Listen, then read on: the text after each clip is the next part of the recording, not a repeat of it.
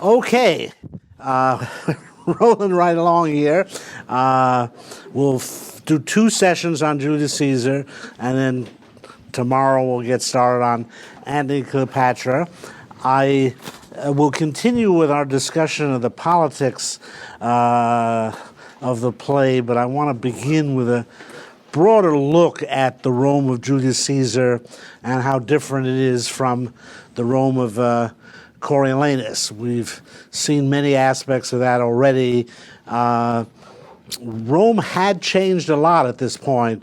The Rome of Coriolanus is almost a town. It's just at the start of its career. They haven't even conquered the Volscians yet, and they're just down the block.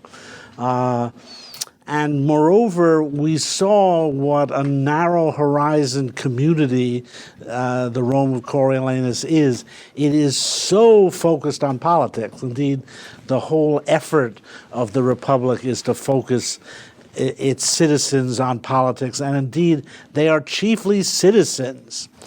Even the plebeians are citizens of Rome. It almost encompasses their whole lives, their participation in Rome. And they do, even the common people participate in the regime, have a role in it. And of course, the men get dragged off to the wars as well. And everything is in reference to Rome. There are a couple of references to the roof of Rome in the play. This is the way to lay the city flat and unhinge the roof or something. It's almost as if the Rome of Coriolanus has a roof. And everything is done in reference to the city. The reference points are civic. The Capitol, the Tarpeian Rock, everything is oriented by the city there. Now, by the time of Julius Caesar, we get to the Rome we think of when we think of Rome. It's a big city. It's the capital of a worldwide empire. Do remember that your image of Rome actually is of imperial Rome. I don't think people sufficiently make that distinction because they don't care, but almost nothing of Republican Rome survives. There's 4 temples at Largo, Argentina. There's 1 or 2 temples down by the Cloaca Maxima, the sewer. But when you picture Rome, you're picturing imperial Rome. Colosseum is from about 80 A.D. and built by the emperor, is it Vespasian or Trajan? I think. Vespasian. And after Nero. This guy, Octavius Caesar, whom we'll get to today, and who becomes Augustus Caesar, famously said, "I found Rome a city of mud and left it a city of marble."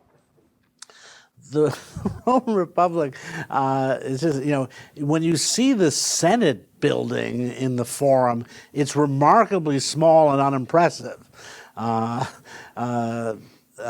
those great monuments are imperial. Again, Hadrian's tomb, the Pantheon, those are all from about 100 A.D. So it's hard for us to recapture a sense of how different Republican Rome looked from Imperial Rome. Imperial Rome was built with all the wealth that the Republic accumulated by its conquering the empire. So anyway, we saw just the opening of Julius Caesar, how different things are. The plebeians are now idle. They can take time off from their trades to have a holiday. They actually have best apparel that they can put on a holiday. By comparison with the plebeians of Coriolanus, they're actually wealthy. I don't know how much to make of this detail, but it's interesting. In Coriolanus, the tribunes seem to know all the people. They don't have to introduce themselves. I do notice that in Julius Caesar, the tribunes have to ask, "What trade do you practice?" as if they don't know who this guy is. And indeed, I don't know if Rome had reached 1 million yet. on the time of Julius Caesar. By the time of Augustus, it was getting there. But this is now a very big city in which people don't know each other personally. Whereas there's this sense in Coriolanus that everybody knows everybody else, and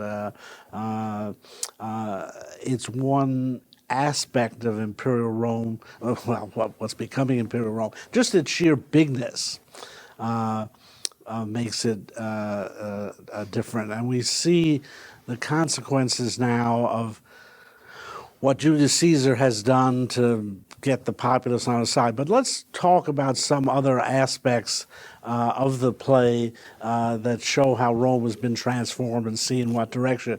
I'll begin with a rather minor point, seemingly, but this is on page 16, when Casca is giving his account of what happened at this scene of Caesar being offered the crown by Antony. Cassius asked, did Cicero say anything? Aye, he spoke Greek. To what effect? Nay, and I tell you that I'll ne'er look you in the face again. But those that understood him smiled at one another and shook their heads. But for mine own part, it was Greek to me. And it's funny, that's passed into our vocabulary as an expression. But this is an interesting detail. People are now speaking Greek in Rome. That's very strange. Coriolanus would not be pleased.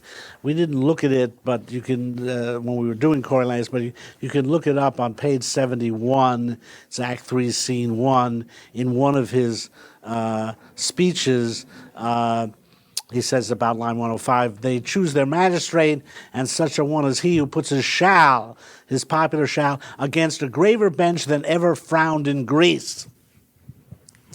In the time of Coriolanus, there's this Roman contempt for Greece. By the way, I just checked, and that's not in Plutarch. Shakespeare added that detail. The denigrating reference to Greece is not in Shakespeare's source. And then a few lines later, Coriolanus says, whoever gave that counsel to give forth the corn of the storehouse greatest, as was used sometimes in Greece. Two nasty references about Greece in 10 lines. That is in Plutarch. So it started Shakespeare thinking. And notice it's interesting, that already the issue of giving out corn free. Corn, by the way, was the English word for grain. It didn't mean what we call corn. So what does it mean that they're speaking Greek in Rome? Yes. It means they have time to study something other than like martial or like warfare or the daily essentials. They have like free time per se, or time to go off and study with or have a Greek slave teach them things. Yeah, that's interesting. That's a good way of putting it. It takes time to learn Greek. Yes. It also goes back to what we were saying yesterday about the arts and plays. The Romans and Coriolanus didn't have that, but the fact that they have it now, and it kind of shows the Greek influence. Yeah, and our classicist. Doesn't it mean that they've subjugated Greece by now? Yeah, they certainly had conquered Greece at this point, and Athens had become the school of Rome. The Roman poet Ovid, for example, was sent by his parents to Athens essentially to law school. The idea being that you went to Athens to learn oratory. And then you come back to Rome and you could prosecute people in law courts. Now, Cicero is mentioned here. Cicero, a Roman philosopher, who, for example, wrote a Republic and wrote a book called The Laws, all of which in imitation of Plato. So this is, Coriolanus would not like this. Since you brought up Cicero a couple times, it's worth noting Cicero says on moral ends, he speaks of the specific words and things that the Romans learned from the Greeks, namely philosophy, rhetoric, and so on and so forth. These are new things to the Romans, right, via Greece. So instead of just studying warfare at boot camp, you're now going off to Athens to learn to speak Greek. And you can see, now, by the way, in Plutarch, there's none of this. Casca understands Greek in the source. And it's very interesting to have Shakespeare's sources and be able to see the changes he makes. He really wants to make this point. And you see a bit in Casca the Roman attitude. There's something a little suspicious about people who speak Greek. And there is this sense here that you speak Greek so that a lot of people can't understand you. Casca is excluded from the conversation. So there's something un-Roman about speaking Greek, both in the literal sense that you're speaking a foreign language and the broader sense that it shows we're getting an intellectual class here who go off among themselves and speak Greek. And there were a lot of Romans that objected to this. Cato the Elder is the most famous example, who spoke out continually against the Greekification of Rome, or the Hellenization of Rome. There were people in Rome saying, this is un-Roman, we're losing our Romanness by becoming Greek. Now, there are a lot of other signs of changes in Rome. Let's look at the women in the play, and by that I mean chiefly Portia and Calpurnia. Now, it's not as if women are unimportant in Coriolanus, because Volumnia is a very important character in all sorts of ways in the play. But how has the role of women changed in this Rome of Julius Caesar?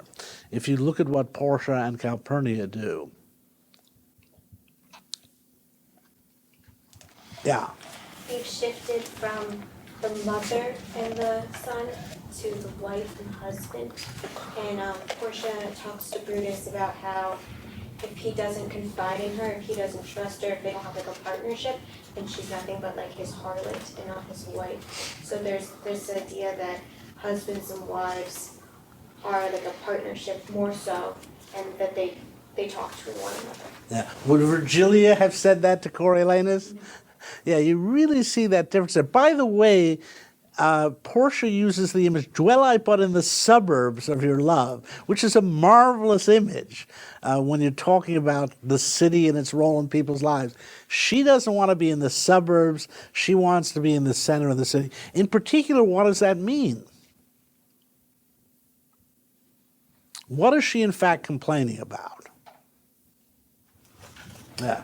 If you're in the suburbs, you're away from business and commerce and all the happenings of the city. She wants to be involved in the public thing. Yeah, she's basically saying there's something on your mind, tell me about it.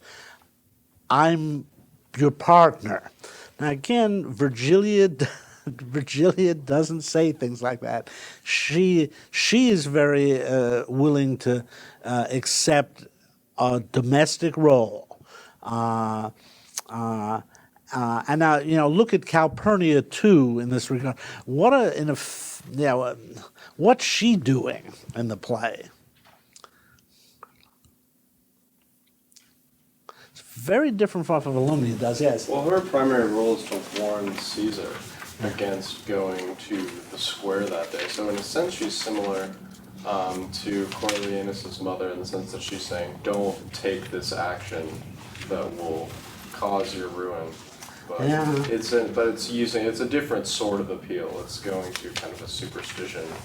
Yeah, we'll get to superstition in a moment. But how is her actions contrasted with Volumnia? Or how are her actions contrasted with Volumnia's? Yeah.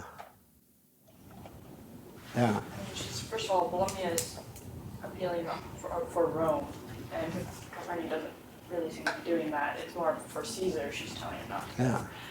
And then there's the other fact that Bologna basically advances a very practical argument, even though she does appeal to his motives, like going to her knees and everything. But Calpurnia basically says, I have this dream, it seems really bad, you should go. That's essentially her argument, and it's not really a sense of like, it isn't politically wise for you to go, or you know, I've heard this and this and this, and this suggests that this might happen. It's basically, I got an omen, don't go. Yeah, and it's interesting, as I pointed out last time, in Shakespeare's source and Plutarch, the women do have dreams, and Shakespeare doesn't report them, but Calpurnia's dreams he reports. Yes. Is it any more complicated than Volumnia's sending out Calpurnia's saying, come home? I mean, I think that gets right to the heart of it, that whatever Volumnia does, she does in the name of Rome. And she encourages Romanness in her son. Whereas Calpurnia really is advising something un-Roman to Caesar, which even he recognizes that you know, a Roman would go to the Senate. And she's telling him, stay home. She's putting the private above the public, whereas Volumnia always puts the public above the private. Even when she goes to appeal to her son, it's to save Rome. Yeah. If I may, this is a question regarding just how to read Shakespeare. Also in light of, I really liked Aurora's point yesterday where she said instead of first citizen, second citizen, as we saw in Coriolanus, we see cobbler and so forth there. This is just on the first words we see from the namesakes of the play. Yeah. First thing Caesar says is his wife's name in this play. And then the first thing Coriolanus is saying after saying thank you for the greeting is just effectively spitting at the plebes he's speaking to. How much can we interpret this really as a sort of guiding thing, the first word said in the play? You know, I hesitate to enunciate a general rule that the first words are always important in Shakespeare, but they probably are, and there are many. Let's put it this way, if you can find some. I mean, I think Coriolanus has the greatest first words in all of Shakespeare. What's the matter, you dissentious rogues, that rubbing the poor itch of your opinion make yourselves scabs? I mean, what an opening line. I do think, yeah, first words can be very important. By the way, I will caution you about making a great deal about, say, first citizen, second citizen. Shakespeare almost certainly did not supervise the publication of his works, and the stage directions are often added by editors, and you should be careful of making too much of that. I happen to think that Coriolanus has one of the best texts of all Shakespeare's plays. So I happen to think in this case he did come awfully close to preparing it, but I would caution you about making much of things like first citizen, second citizen. That may be, Coriolanus, I think, is only published in the Folio, so it was published in 1623. Shakespeare died in 1616. So we got, at the very least, he didn't correct proof. I think we're fairly safe on that assumption. So in both the cases of Calpurnia and Portia, we see women chafing under these Roman restraints, the effort of the Republic to confine the role of private life, to confine the role of love, confine the role of women. Now we see them wanting to take part in their husbands' lives, Calpurnia wanting to tell her husband what to do. And as a result of some kind of dream, that things are transforming. Yes?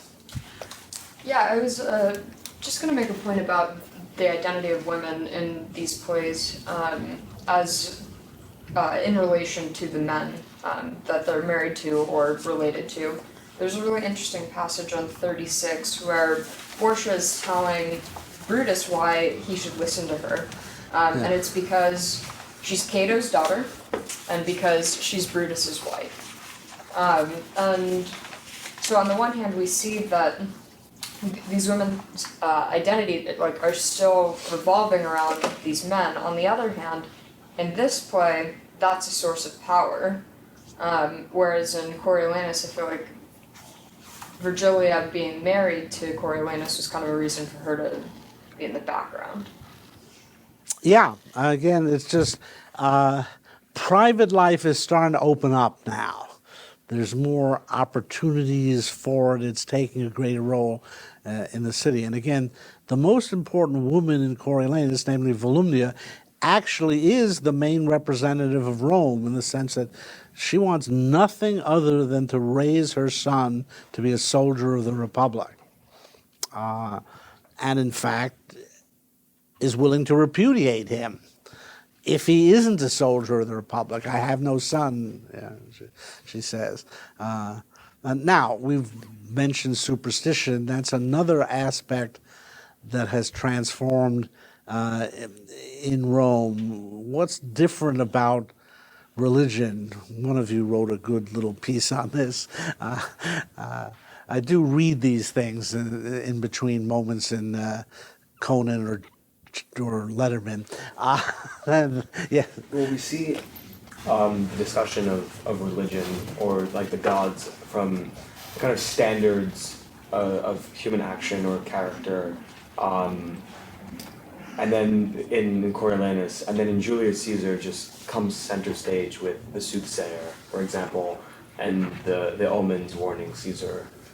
Yeah, I pointed out that Shakespeare deliberately omitted soothsayers from Coriolanus, even though they're right there in his source. The word soothsayer appears in the translation of Plutarch that he was using.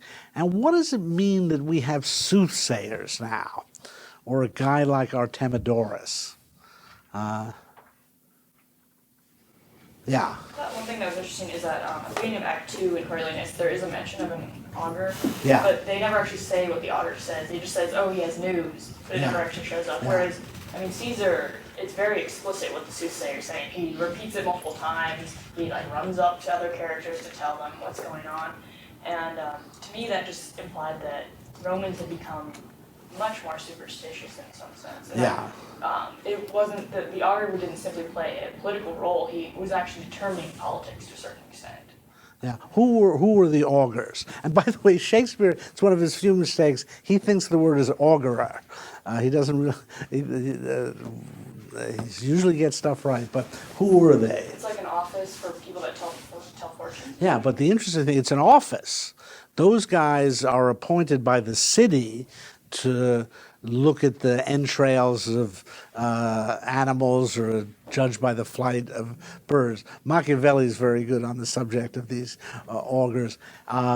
So the main, yes, go. Does it at least suggest more is up to chance now? More concerned with what's going to happen. That's all. Yes, exactly. The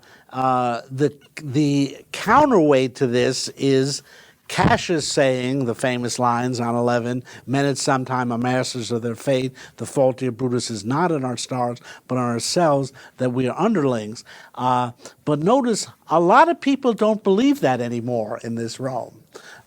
That Cassius's words here are the classic Republican sentiment. They are an assertion of human agency. And that's what Coriolanus was all about. The incredible fact about this man, Coriolanus, when he fights for Rome, Rome wins. When he fights for the Volscis win. It's the greatest proof of human agency, the fact that an individual man makes a difference. The Republic is a world where individual men, and women in the case of Volumnia, make a difference. No one else can do what Volumnia can do. No one else can do what Coriolanus does. And Cassius clings to that sentiment. It's what he really is upset about. Caesar, why man he doth bestride the narrow world like a colossus, and we petty men walk under his huge legs and peep about to find ourselves dishonorable graves. He can't stand the loss of human agency, the feeling that he's meaningless now, that he doesn't mean anything. But he says the fault is not in our stars. There's a lot of people in this play who are looking at the stars. Yeah. Yeah, I think it is like that Brutus and Cassius both sort of represent this sort of dying sentiment. Yeah. I realized, the paper that I'm going to do is on kind of the loss of, or the appearance of the supernatural in Antony and Cleopatra with when she mentions in the afterlife, meaning Antony. And in Cassius and Brutus's like farewell before their final battle, there is no mention of an afterlife, and instead it's very sobering. It's just very Brutus kind of says, "Hey, if I see you again, like that'll be cool. If not, I'll see you. Bye." And then they just kind of leave. And it's very interesting to kind of contrast those two, because I think that they really represented kind of not only the sentiment of the Roman Republic, like the focus on the immediate and the focus on the worldly, but also how that's just dying away into like Mark Antony and Cleopatra's sort of focus on the celestial. Yeah, as long as you brought up that passage, which is on page 93, what is really fascinating there is Shakespeare's source does mention the afterlife at that point, and he edits it out. That shows you how determined Shakespeare was to keep the afterlife out of Republican Rome. As long, if you turn to page, it's in your signet. It's on bottom of page 134. This is the Plutarch's Life, and you can check it. This is almost the exact same conversation that Brutus and Cassius are having. And look at the very bottom on page 134. I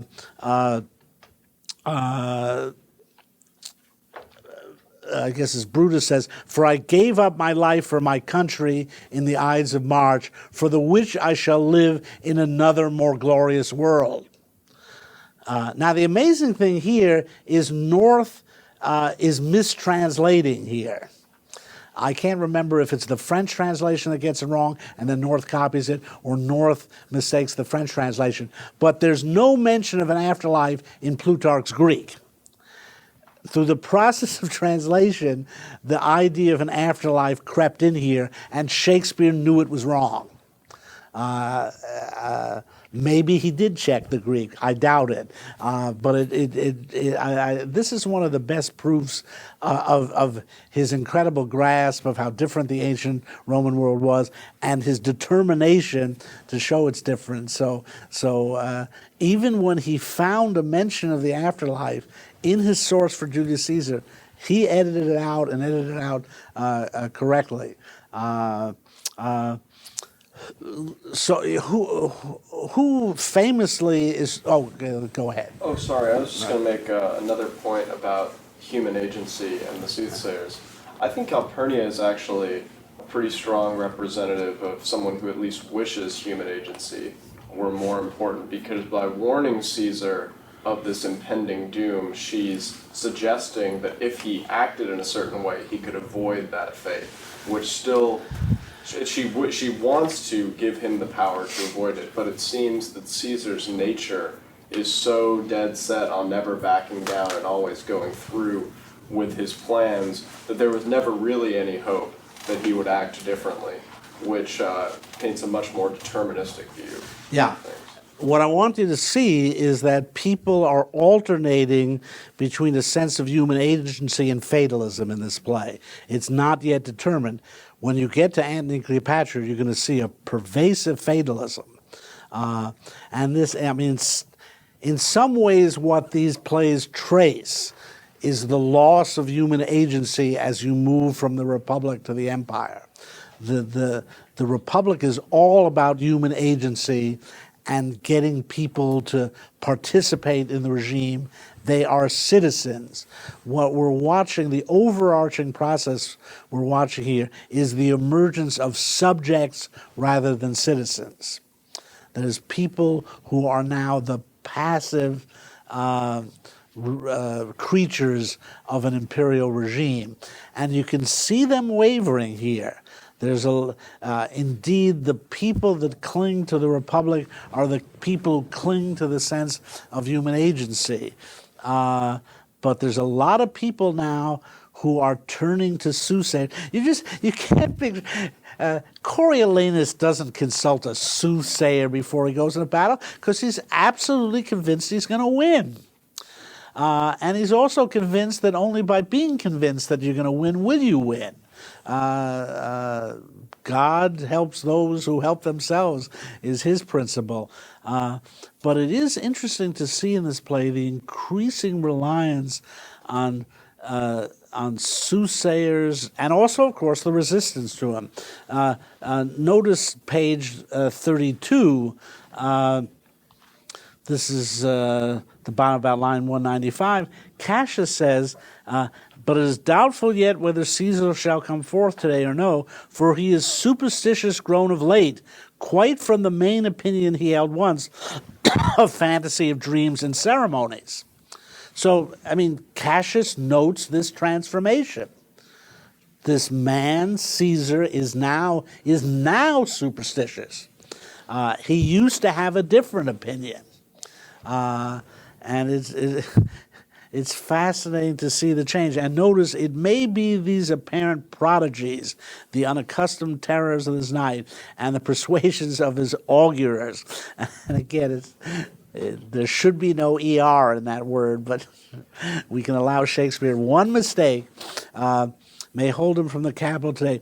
The unaccustomed terror of the night. Again, there was no unaccustomed terror of the night in Coriolanus. People aren't terrified of the night.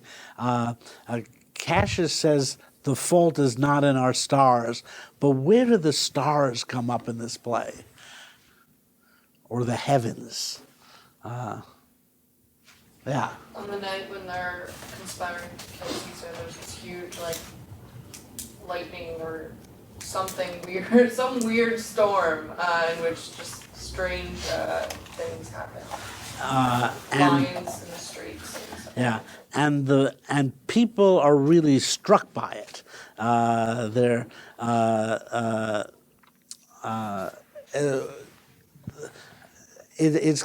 This helps us understand the exclusion of the heavens in Coriolanus. There is virtually not a single reference to the sky in Coriolanus. He swears by yon clouds at one point, but basically it is as if Rome has a roof that you look up and you still see Rome. In this play, there's something opening up in the heavens. And people are starting to orient themselves by what's happening in the heavens. And they're really worried about nature and what it represents. If you turn to page 18, you see Casca's reaction. Are you not moved when all the sway of earth shakes like a thing unfirm? O Cicero, I have seen tempests when the scolding winds have rived the knotty oaks and so on. What is Cicero's reaction to all this, by the way?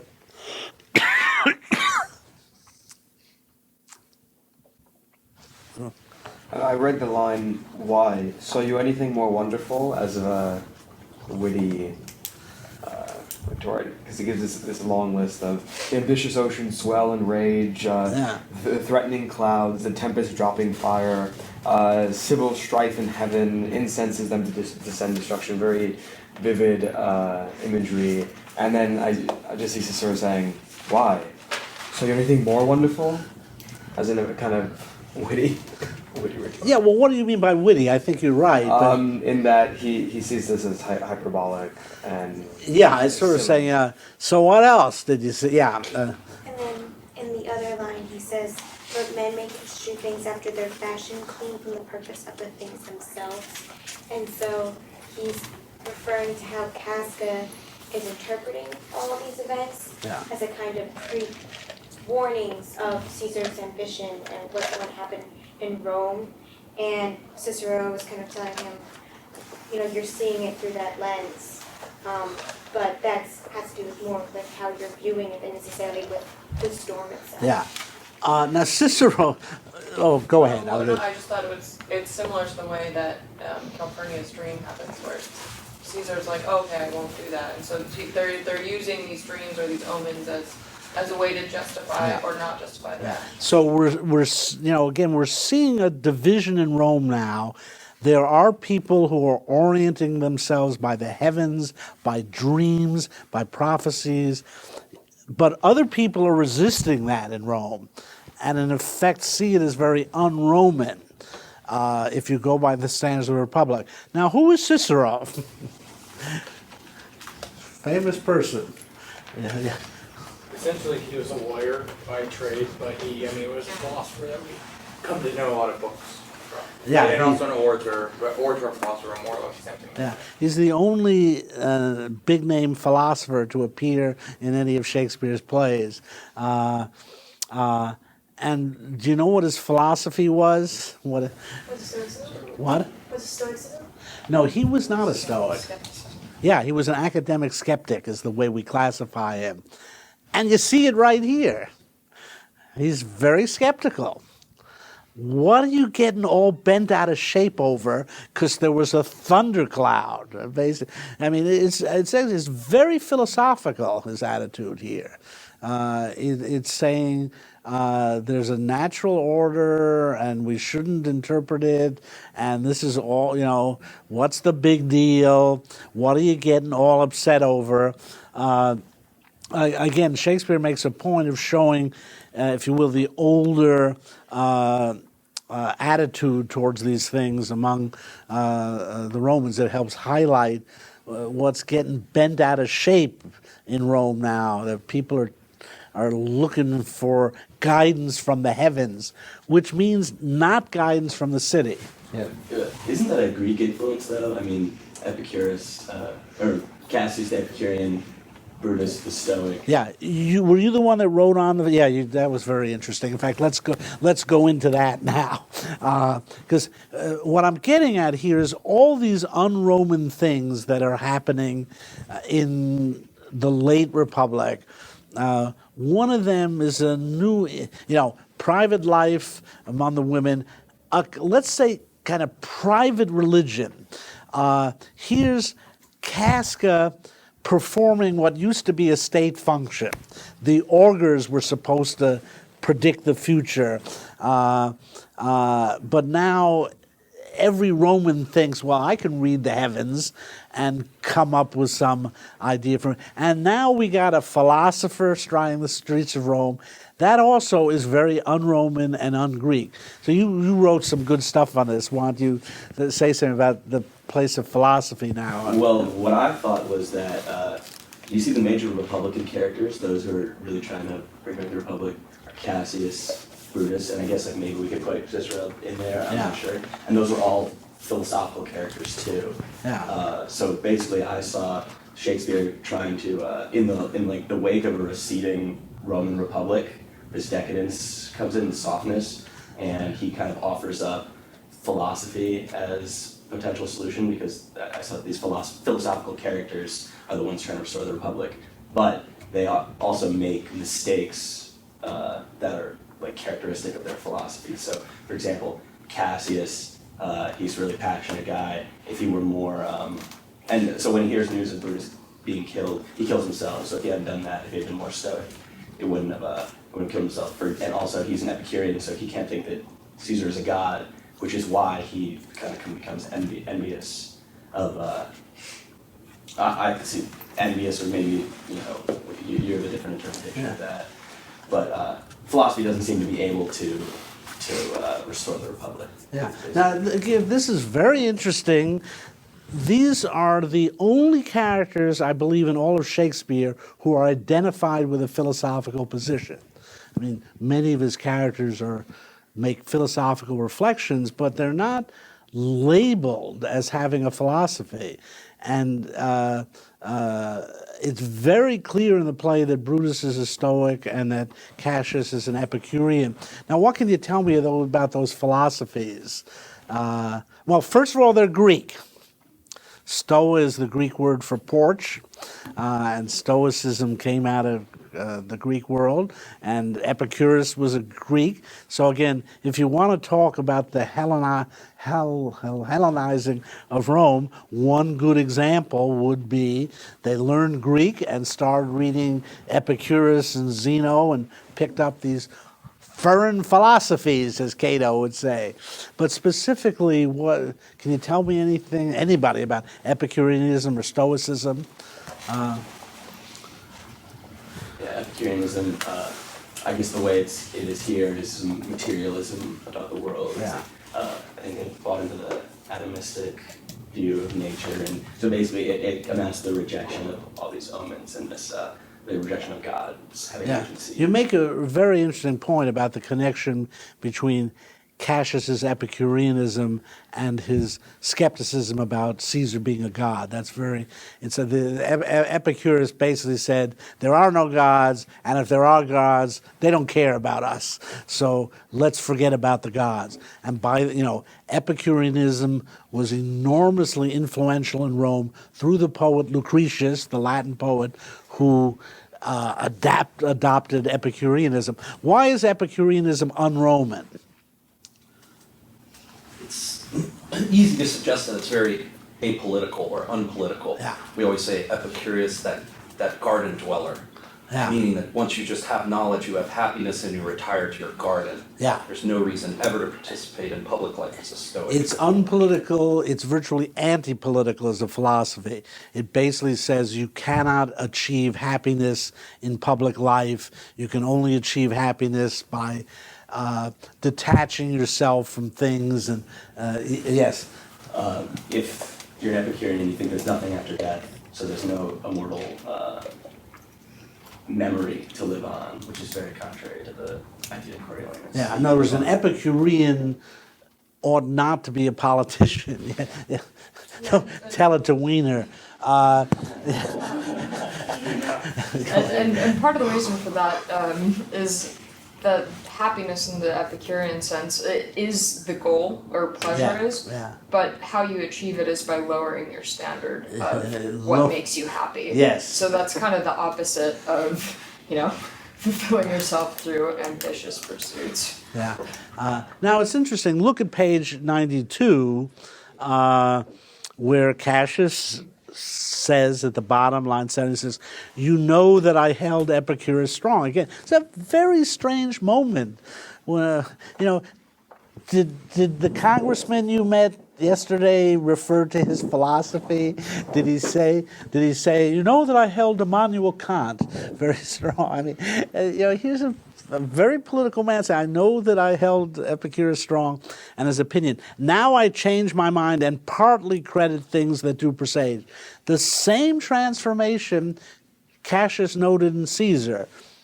I didn't used to be superstitious. Now, I'm kind of superstitious. And as you point out, this is not insignificant. It's Cassius's superstitious feelings about the omens that lead him prematurely to kill himself and really bring the Republican cause to its end. And again, this is the man that said men are masters of their fate, and now he's starting to believe in omens. He's become defeatist, he's become fatalistic. The man who most represented the old Republican spirit of the play becomes fatalistic here. So we see a transformation here. In a way, as a Roman, he shouldn't be an Epicurean in the first place, but his Epicureanism isn't even consistent. And indeed, I think that's one thing Shakespeare shows, is that political men cannot live by a philosophy. Now, Stoicism. What can you tell me about Stoicism? Yeah.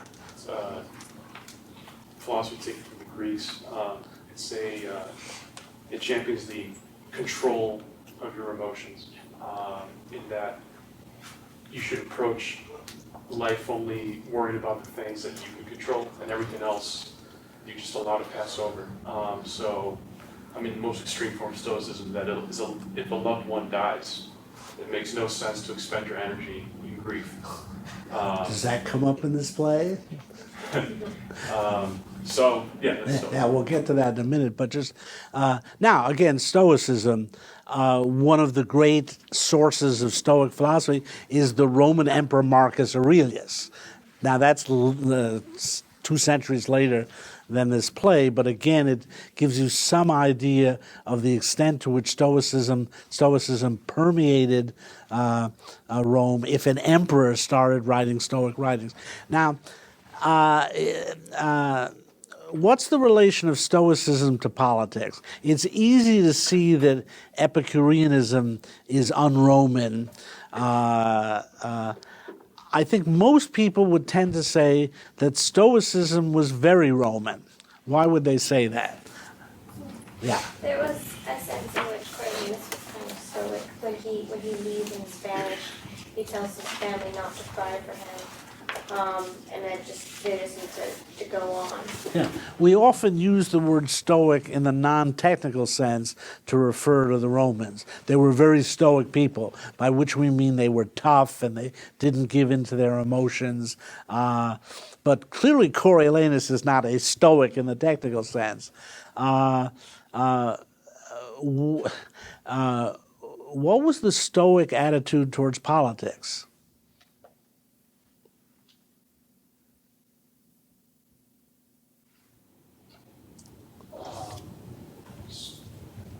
Towards politics is more that, you should correct me if I'm a little off, but what I recall is that you should, again, only focus on the few things that you can actually control yourself, and that the reactions of people, their emotions, like, should just essentially just go, you should not respond to that, and not stoop down to emotional, like visceral reactions. Yeah. Is what I recall. Yes, If politics has to do with the actions of other people, it's irrational to make your happiness dependent on the actions of other people. Yeah, in other words, curiously, Stoicism is as apolitical as Epicureanism. It doesn't appear that way because Stoicism put a great emphasis on duty. That is, it basically says, if you happen to be a politician, then you do your duty. But if you're not a politician, that's fine too. And indeed, Stoicism is un-Roman because it's against ambition. It says you play the cards you're dealt, you fulfill your duties of wherever you are, but it would be very un-Stoic to fight to become consul or to fight to become emperor. What I'm getting, it's really interesting that the two philosophies, Epicureanism and Stoicism, are quite un-Roman. And they're Greek, and they're late Greek. It's not Aristotle. There's no Aristotelian in this play who thinks man is a political animal, and there's nothing of the great sense of politics as the architectonic science. In fact, Epicureanism and Stoicism developed in late Greek antiquity in reaction to the Roman conquest of the Greek world. In other words, these are philosophies, each one is in a way a philosophy, I won't say of despair, but although Epicureanism comes close, but a philosophy of defeat.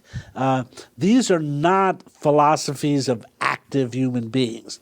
They are philosophies of people who are saying, there's sort of sour grapes philosophies in that they're saying we've lost control of our world, let's make a virtue out of that.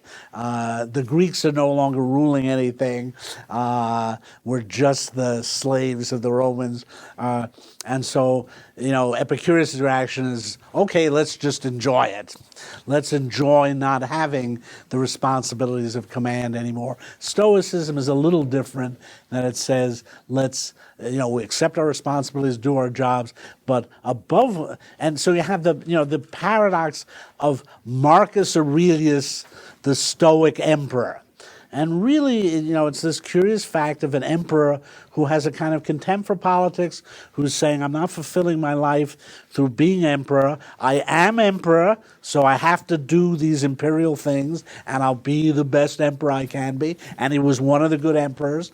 But there's this strong sense in Marcus Aurelius that if I'd been a slave, I could have been just as happy as a slave, and I could have done my job as a slave. So it really tells you something about Rome, that it's a number of its most prominent citizens have adopted these Greek philosophies, which, by the way, are also very cosmopolitan philosophies. They are the philosophies of the post-polis world. Remember, cosmopolitanism is cosmos polis. It's taking the cosmos, the universe, as your city. Stoicism and Epicureanism both reflect the idea of being detached from the city. That's as un-Roman as it gets by the standards of Coriolanus. They grew out of the dissolution of the polis, especially the dissolution of the Greek polis, as Rome conquered every last one of them. But more generally, the dissolution of the polis in this vast imperial world. The Stoics were always talking about the world state. And again, the notion of the world as your state, the cosmos as your polis. So it gives you some sense of how un-Roman these are in a traditional sense. Now, again, it's really interesting to see Cassius identified as an Epicurean and Brutus identified as a Stoic. And I think you're exactly right that those philosophies are not a good guide to politics, certainly in the Republican world. By the way, they're both well adapted to an imperial world. In the sense, Epicureanism, you retire to your garden, you forget about all this stuff and don't let it bother you. Stoic, again, Stoicism was compatible with being emperor or not being emperor.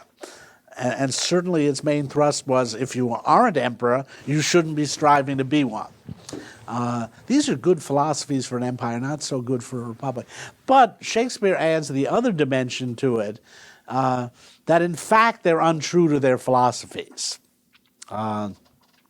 We've seen, Cassius says at the end of the play, I used to believe in Epicurus, but you know what? I don't now. Now, how about Brutus's Stoicism? The question, how deep does it run? Yes. I think the key passage for that is on 81, when Brutus learns of the death of his wife. And he starts to get really upset about it. He says, I'm sick of many griefs. And Cassius says, of your philosophy you make no use if you give place to accidental evils. In other words, if you really believe this, you shouldn't be upset about it. And he kind of says, oh, right, okay, I'm not that upset about it. It's interesting. Not quite. I mean, it's amazing how explicit this is. That remember, they've just had this argument, and they're trying to get reconciled here. And what Brutus is, he's in effect making an excuse for himself. If I got angry with you, I got a lot on my mind here, and Cassius, where's the old Stoic Brutus? Of your philosophy you make no use if you give place to accidental evils. And that term, accidental evils, is a technical Stoic term. I mean, that's Shakespeare knows what he's doing here. And Brutus says, no man bears sorrow better, Portia's dead. And I think he means that to suggest I'm really upset. So give me a little leeway here. And indeed, Cassius says, how escaped I killing when I crossed you so. So at a minimum, we see here that Brutus the Stoic is not quite as stoic as he's supposed to be. But now let's turn to page 83, about line 185. Now as you are a Roman, tell me true, then like a Roman bear the truth I tell, for certain she, Portia's dead, and by strange manner. Why farewell, Portia, we must die, Messala, with meditating that she must die once. I have the patience to endure it now. Even so, great men, great losses should endure. And Cassius said, I have as much of this in art as you, but yet my nature could not bear it. So what is peculiar about this exchange? Yes. Yeah, there's something more peculiar about it.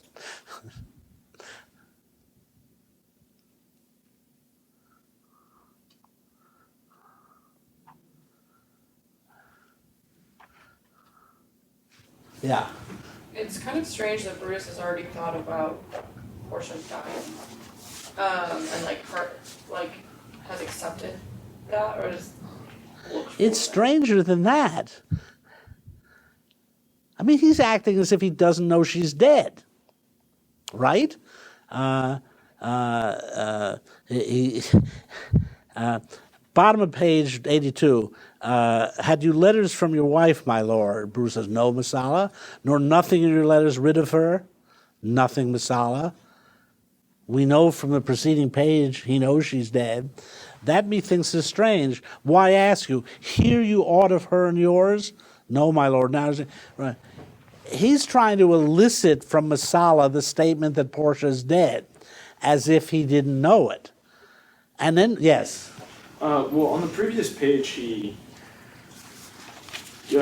starts drinking, right? Like Yeah. Just very unstoic. I mean, he asks okay. his servant to give him some wine. So, Yeah. I mean, would it kind of off Mike's point earlier in terms of like reading into the text, would it be too much to read into this and think that he might be like slightly drunk at this point and just kind of Drunk enough to forget his wife's dead? well, maybe drunk enough to deny it or to be in denial. I mean that's you got to remember the Greeks Greeks and Romans watered their wine. He's not slugging down scotch here. I don't get. He's not gonna. Yes. He's like trying to solicit someone telling him that his wife's dead, so he can appear to be totally detached. Yeah. So he can appear to be a stoic. Yeah. Why farewell, Portia. We must die, Masala, with meditating that she must die once. I have patience to endure it now. The page before, he admitted he can endure it. And Cassius saw that he wasn't behaving so. This is Brutus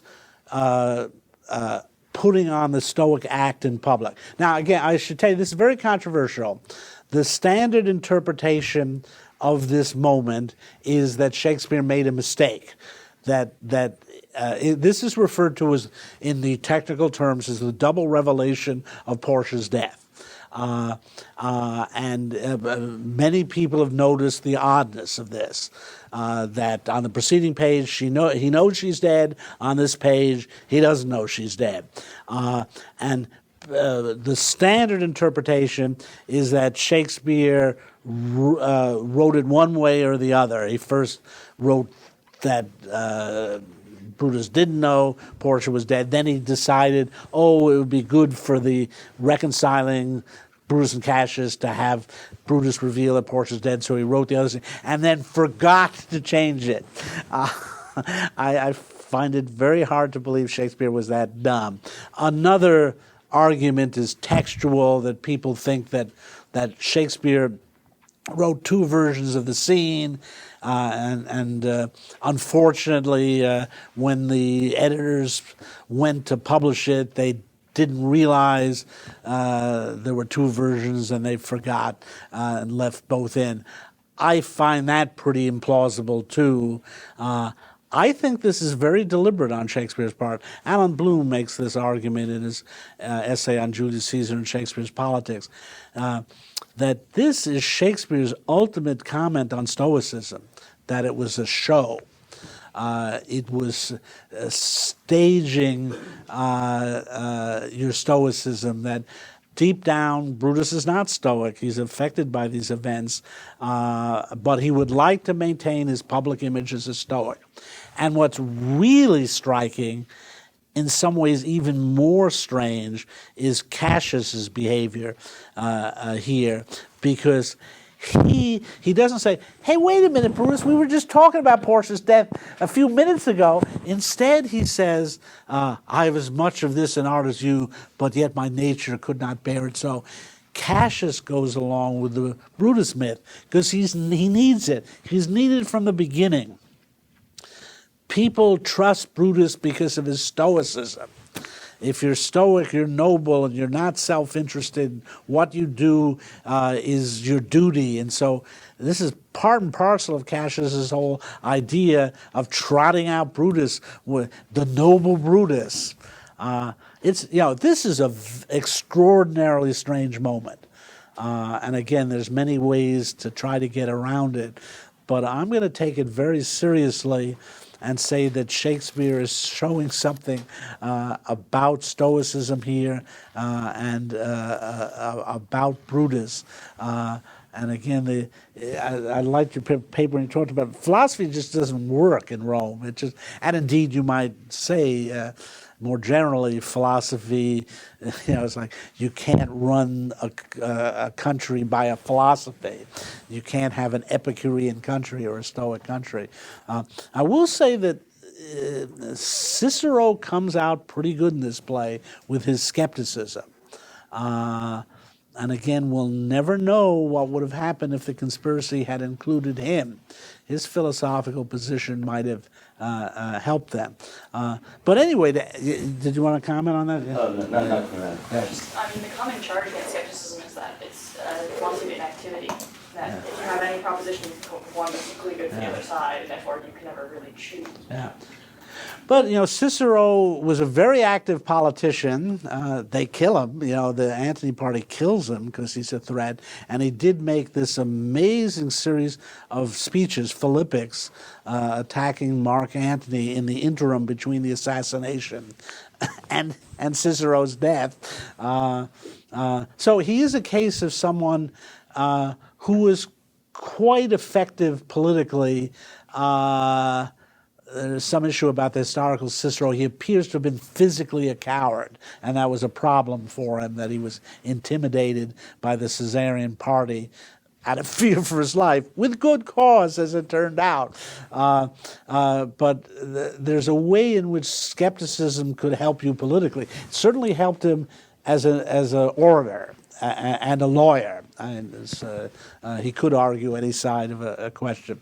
Anyway, just to add up all the stuff we've seen here, just all this un-Romanness in the city now, especially in religious terms.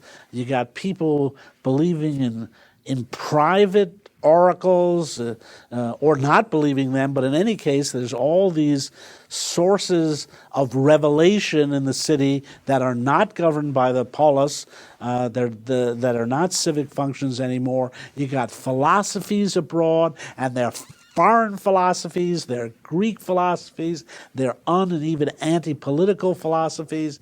Now, in a way, this is very impressive. All this stuff is opening up. I mean, there's imagine finding a philosopher in the Rome of Coriolanus. It's just, it's unimaginable. So there's all this interesting stuff happening, but at the same time, that reflects the dissolution of the Republic. It's one reason why. Well, any other questions or comments on that? Yeah. I do. A quick question. I don't know if you can be able to answer this, but I was looking through Plutarch's life. Yeah. And Brutus and Cassius are mentioned in reference to a cynic, which doesn't appear in the play. Oh, it does appear. Oh, in the poet's a cynic. Oh, okay. So Yeah. So you page 80, line 132. How vilely does this cynic rhyme? And it's interesting. The other poet is named Cinna, and the Cynics. That's another un-Roman, unpolitical philosophy. The Cynics who were very cynical about politics. But just before we get to the mention of Brutus's philosophy, we have Cassius saying, how vilely does this cynic rhyme? And indeed, in this moment, you got this poet tries to come in and they throw him out. Friedrich Nietzsche was very struck by this scene, and he saw it as Shakespeare's self-contempt, that Shakespeare allowed the poet to be kicked out of the play. I think it's just the opposite, that this is showing something very limited about these Romans, Republican Romans, that they don't appreciate the dimension of life of the poet. And again, we've seen Cinna, the poet, torn to pieces by a mob. Republican Rome is rather hostile to poetry, although we're seeing these new sources of poetry open up in it. So to me, it's quite remarkable the texture of this play, how it's saturated with the appearance of un-Romanness in the late Republic. And in a way, it is the logic of the Republic. It undermined itself by conquering this world and exposing itself to un-Roman forces. There's no way Coriolanus can meet a philosopher. It goes down the road to Volsky land, and there's no philosophers there. There's no philosophers in the Republic. But this is Greece's revenge. Rome conquers the Greeks, and they conquer Rome. They suddenly become interested in Greek philosophy. Cato was appalled by that and spoke out against it, about all this Greekification of Rome. And Shakespeare, the play is saturated with a sense that Casca's "It's Greek to Me" is just the tip of an iceberg in this play. And it's really the degree to which Rome was Hellenized.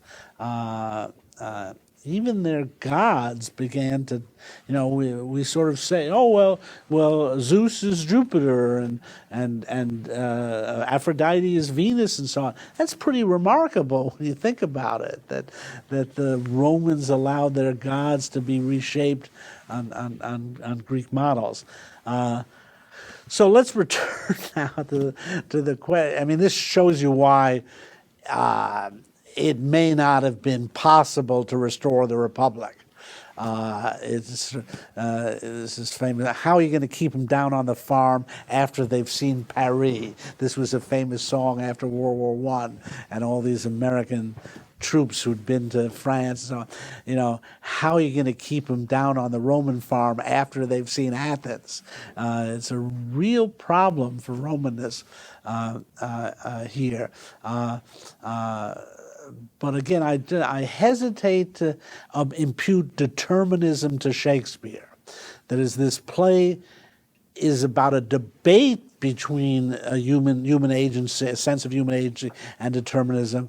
And Shakespeare, as a dramatist, wants to avoid determinism because the drama isn't so interesting anymore if what human beings do is meaningless and can't change things. Still, there's an overwhelming sense in this play that the conspiracies got problems. And to me, the most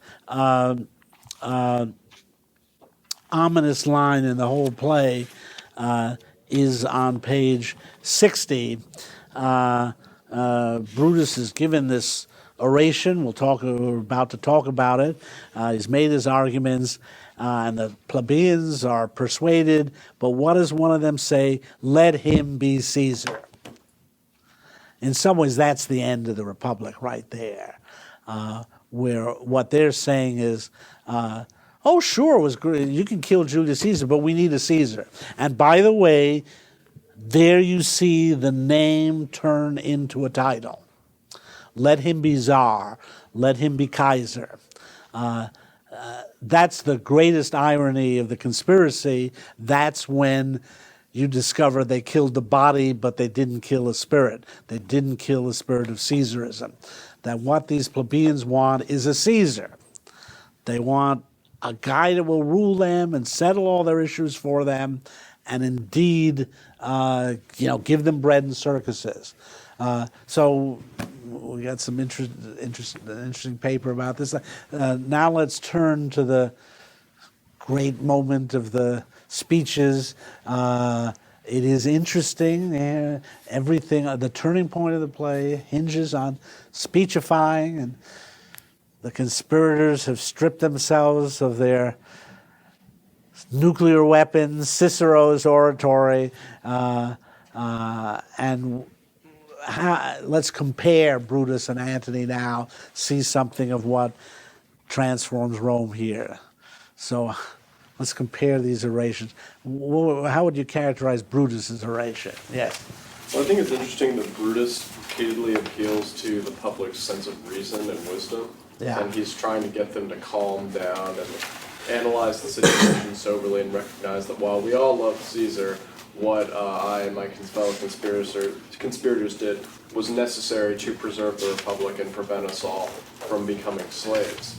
Meanwhile, Antony just gradually builds up the public's rage over the death of Caesar, particularly by appealing to how Caesar benefited them materially by giving them, wanting to give them money in his will, public lands. He refused the crown, so really just getting them to the point of just irrational hatred, and that's when they drive them out of the city. Yeah, it really whips up the mob. Yes. Yeah, I wrote about this. I got it a little bit late though. But Brutus, I mean, the way I approached it was that Brutus and Antony had two different reasons and two different goals at hand. Brutus first wanted to relieve himself of the charge of being a traitor. Yeah, which really grates Right. with his sense of his own nobility. And his goal was to essentially peaceably move the plebeians on to future matters, like just to keep things going and without having to dwell on the matter for too long. Whereas Antony seemingly, I would say out of really sincere grief, wanted to essentially tear the fabric asunder and turn the plebeians to hatred towards Brutus and his cohorts. But the thing about, I heavily criticize Brutus because he did two stupid things. One, he didn't directly address Caesar to begin. He spent the whole stanza essentially qualifying himself. So essentially putting himself in the forefront of the plebeians' minds, which is like the last thing that you would want to do, I would feel, if you're the person who just killed somebody. You want to direct it to that person, be like, yeah, let's grieve for him. Don't worry about me.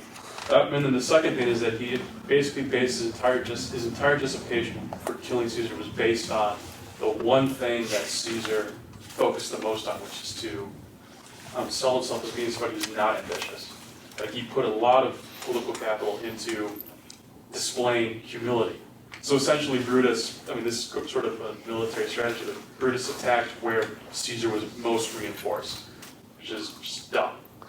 And so it was, Antony, with fewer lines than Brutus uses, and his entire oration was able to, one, repel the attack on Caesar being too ambitious, and two, to immediately start making honor, or rather Brutus's honor, into a really nasty, toxic irony.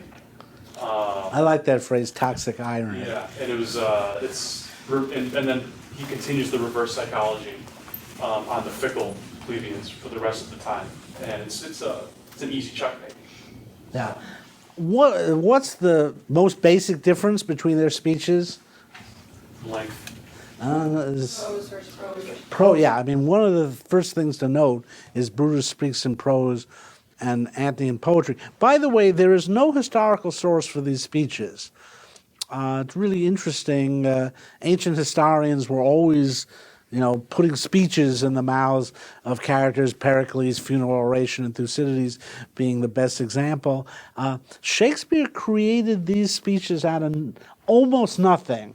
What he did have was descriptions of Brutus and Antony as orators, which correspond to what we see here. That is, people talked about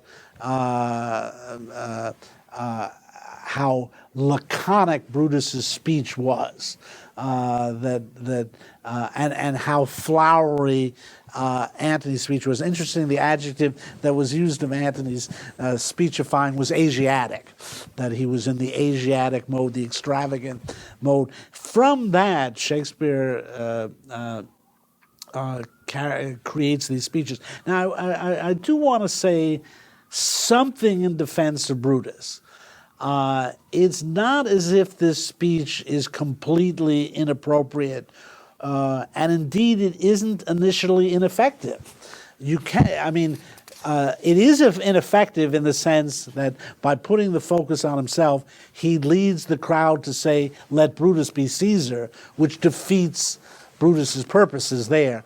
But it's not as if, it's a pretty good speech.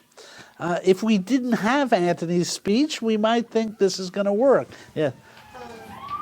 What's interesting is at the beginning of the scene, they separate the crowd, and half goes into Yeah. Cassius' speak. But we've seen throughout the whole play that Cassius wanted Brutus on his side because he knew that he could endear himself to the people better than Cassius could. And we never, and like some of the plebeians say that they're going to go to Cassius so that they can compare the two speeches. Yeah. But we never see Cassius' speech or that discussion. That just kind of left Yeah. aside. So even though there are some things that could be objectionable about Brutus' speech, it wasn't the only speech made. I never thought about that. It's an odd point because Shakespeare doesn't normally leave a thread dangling like that. As what was Cassius' speech like? But in any case, a big problem with Brutus's speech is that it's addressed to patricians, in effect, where he says, had you rather Caesar were living and die as slaves than that Caesar were dead, live or free man? Where's his line about bondsmen here? Who is here so base that would be a bondman? Well, the answer is pretty much everyone. And indeed, it will culminate in their accepting 75 drachmas for their liberty. That's what the price of liberty in Rome is. And this is a very frightening moment. It says an awful lot about politics to this day, the willingness of people to take money or benefits from their government and give up their freedom for it. By the way, this Act 3 is the last place the plebeians appear in Shakespeare's Roman plays, if you're looking at them in historical order. They will never appear on stage again in Acts 4 or 5, and they never appear on stage in Antony and Cleopatra. They are referred to, I believe, twice in Antony and Cleopatra. But the plebeians take their drachmas and disappear from history. Their tribunes are dead. Flavius and Marellus have been put to silence. This, in a way, is the end of the Republic because it's the end of the popular participation in the regime. Again, it's what Machiavelli understood, it's what Shakespeare understood, it's why he wrote Coriolanus, it's why he begins with the creation of the tribunate. That's what made Rome special, that even the common people had some role in the regime. And the people cherished that in Coriolanus and saw it bound up with their dignity. And here they now just want a Caesar. They want someone to take care of them. And Antony really plays upon that brilliantly in this scene. That moment when he says, "Shall I come down to you?" And that's very visual. Shakespeare's stage had a kind of balcony, and indeed that's where the balcony scene in Romeo and Juliet would have been played. A main stage and a balcony. You can see it in the Globe in London to this day. And Antony would have begun up on that balcony, and then he very visually would descend to the level of the people, something Brutus never does in his speech. He never descends to the level of the people. And so Antony's absolutely brilliant here and really shows himself the heir of Caesar, of Julius Caesar, that he has understood Caesar's policy of giving the people theatrics, always giving them stuff, money, parks, and it's incredible. On behalf of the emperors, you can say, I mean, they would typically build a forum, some new buildings for the people to enjoy. Trajan built a market for them. They built baths. A Roman emperor could be the biggest jerk in the world, but if he built a nice bath for people, there's Diocletian's bath, there's Caracala's bath. Look, we got something. We got free baths out of the emperor, and of course, then you had the gladiator games and all that stuff. It's kind of remarkable, but the plebeians turn into subjects. They in this scene they cease being active people, agents in the Roman regime. Okay, let's take our break now, about a 10-minute break, and then we will resume with the sad tale of the end of the Republic.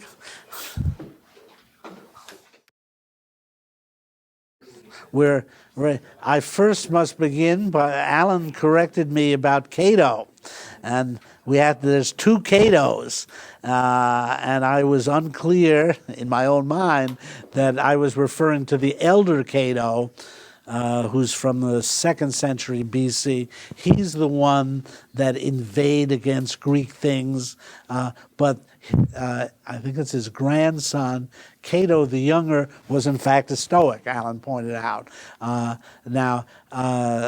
So it's the Cato the Elder that was the guy that objected to Greek philosophy. I will say that I think Cato the Younger adapted his Stoicism to Romanness, and mainly used it to prop up his sense of Roman morality against the decadence of the other aristocrats. That, by the way, is the Cato who is Portia's father, so the Cato that's more relevant to this play. So we almost have our Catos straightened out here. And if you have any further questions, the Cato Institute is not very far from here. Okay, let's turn to Mark Antony now. Major character in the play, very important. It's a resolution, and let me, tell me about his character. There seems to be a paradox here. After all, the reason Brutus says we don't have to kill him is that he's just a playboy, and yet he turns out to be so effective. How does this all fit together? And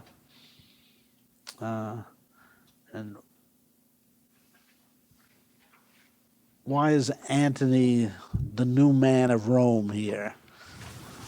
Yeah. Well, he said to like plays and shows, and so based on his rhetoric, he understands the plebeians.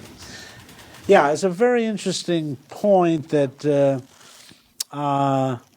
in a weird way I'd compare him to Menenius in that he's the patrician in this play with the most plebeian character.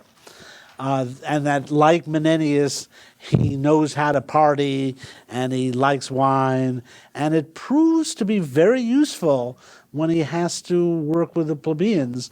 Yes? But the key difference with Menenius is Menenius tries to calm the plebs down, whereas Antony riles them up. And I think the reason he's so much more effective than Brutus is he gets that the plebs are a mob at heart. They're fickle, they're passionate, they're not going to be persuaded by the rational appeals Brutus makes. It's far easier to whip them up with rage and appeals to their economic interests. Yeah. And in that he's learned from Caesar, yes. He also appeals to the public's image of Caesar, so he really draws into question whether Caesar was ambitious as Brutus wants the people to think. On page 61 he says, he hath brought many captives home to Rome, whose ransoms did the general coffers fill. Did this in Caesar seem ambitious, when that the poor have cried, Caesar hath wept, etc. And I think, and ambition should be made of sterner stuff, so that Caesar wept with the people, he was of the people, he cared about them, like when he brings in the will into all this, and this really undermines Brutus's claim that Caesar needed to be killed because of his spirit, his ambitious spirit. Yeah. Yes. So it's really interesting to contrast Brutus's difficulty with appearances with Antony's masterful use of appearances. Not wanting to kill Antony because it would appear too bloody. Yeah. And then nonetheless relying on the supposed self-evidence of the justness of the murder of Caesar. and then we see most of this being incorrect, and then Antony just masterfully using appearance. Yeah, he's a real actor. He knows how to act that part. But here's the question: if he's such a playboy, why does he become so political? People don't have a very high opinion of him at the beginning of the play, and even Caesar likes him for reasons other than his Antony's political nature. What transforms Antony into this major power in the play? Yeah. I think he realizes that he has to be political or he's going to be killed. Okay, that's fair enough. That will definitely energize you, but. But there's also a chance that Antony can get power. Octavius hasn't really arrived yet. He's still just a young boy. With Caesar gone, Antony could be the person to rise up and take control of Rome. Yeah, what? I also think that we've seen from the relationship between Caesar and Decius that Caesar's not necessarily the best at actually seeing what people are like. So Caesar saying that Antony is somebody who he's really interested in plays, he doesn't necessarily focus on Antony's political ambitions, is not necessarily the truest view of Antony. And there's a level at which, I'm not saying that Antony's like a political genius necessarily that's operating behind the scenes, but he may have greater depth than simply somebody who likes plays from early on in the play. It is, looking ahead to Antony and Cleopatra, this is an important point because a lot of people talk about how weird it is that Antony has this love affair with Cleopatra and becomes a kind of playboy. Well, that's how he started out in Julius Caesar. It's as if he's reverting to type in Antony and Cleopatra. How about his relation to Julius Caesar? I think it's pretty important. Is that a catalyst for what appears to be the transformation of Antony in the play? How does he react to the death of Julius Caesar? Well, once Brutus leaves, Antony says, "Thou art the ruins of the noblest man that ever lived in the tide of time." So at the beginning of the play, I was, you sort of have to be somewhat skeptical about people that flatter Caesar in the presence of Caesar, but there's a genuine sense here that he feels like someone who was noble was killed, and he has an affection for Caesar, and he admits that when no one else is there, which seems to seem that that's a very good point, that it's not just in the absence of Caesar, but it's in the absence of everybody that we are to take this as a genuine emotion. Go back to 52, his immediate reaction when he learns that Caesar is dead, by seeing his butchered corpse. So this is 52, about line 148. "Almighty Caesar, dost thou lie so low? Are all thy conquests, glories, triumphs, spoils shrunk to this little measure? Fare thee well." This was his leader, also his friend. And he wants revenge for it. But also, as you think ahead to Antony and Cleopatra, it's very significant that Antony has this reaction: "Are all thy conquests, glories, triumphs, spoils shrunk to this little measure?"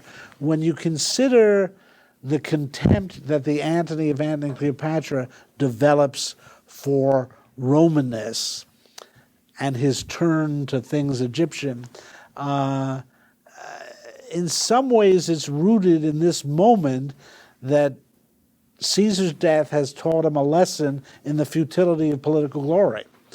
This was the greatest man ever, and look how he ended up.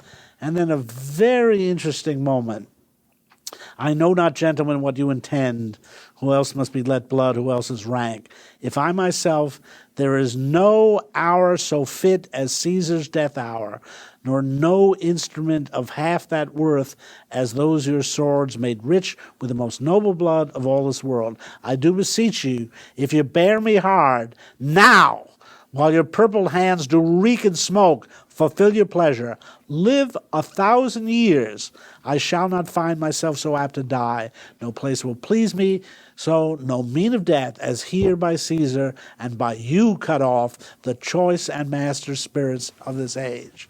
This is a remarkable speech with very profound implications when you think about it. And it's very rhetorical, but a man asking for his death is not just being rhetorical. I mean, in a certain sense, we should believe what Antony says here. He has no ulterior motive to be saying this. He said, kill me. You don't say that to deceive people. And bear this in mind as you read Antony and Cleopatra, that Antony felt that this was his moment to die.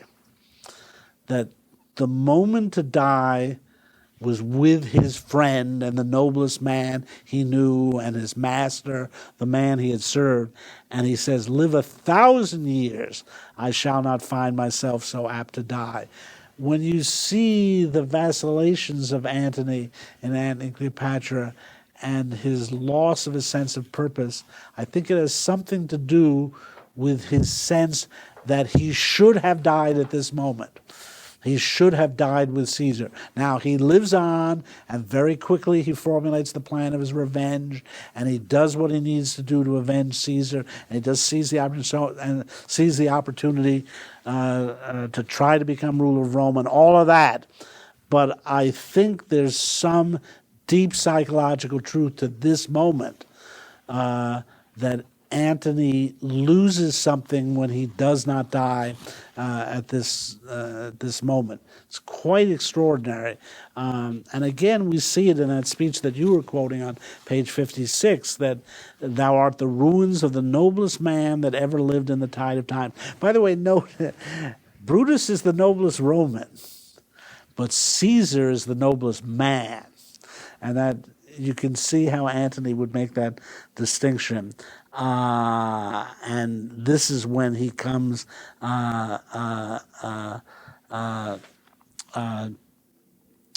determined to avenge Caesar and overthrow the conspirators, and he does a great job of that. By the way, notice the opening of Act 4.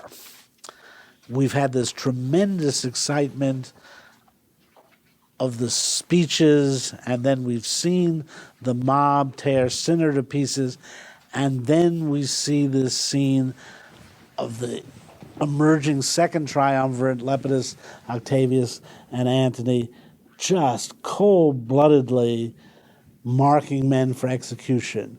The very opposite of Brutus. Brutus, who wouldn't even kill a second man. And these guys are trading off here. You kill your guy, I'll kill my guy. It's a very frightening moment. And again, unfortunately, true to political history, how many scenes like this have developed.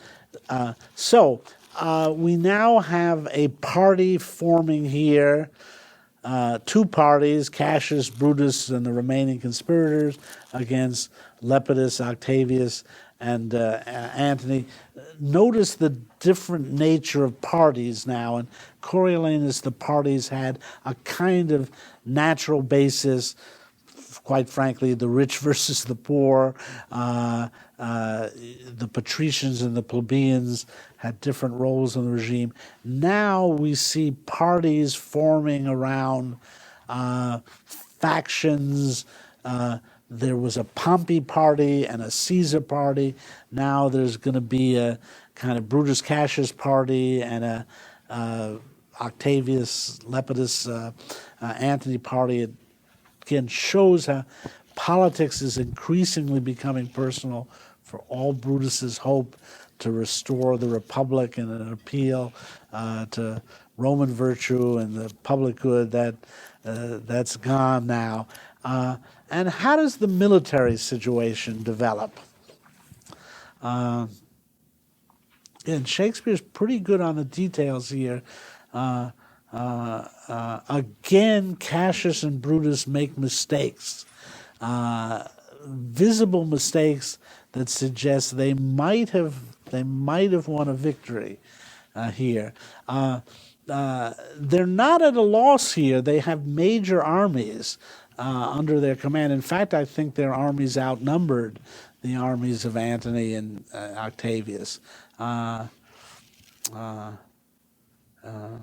We talked about the end of the quarrel scene. We didn't talk about the beginning of it.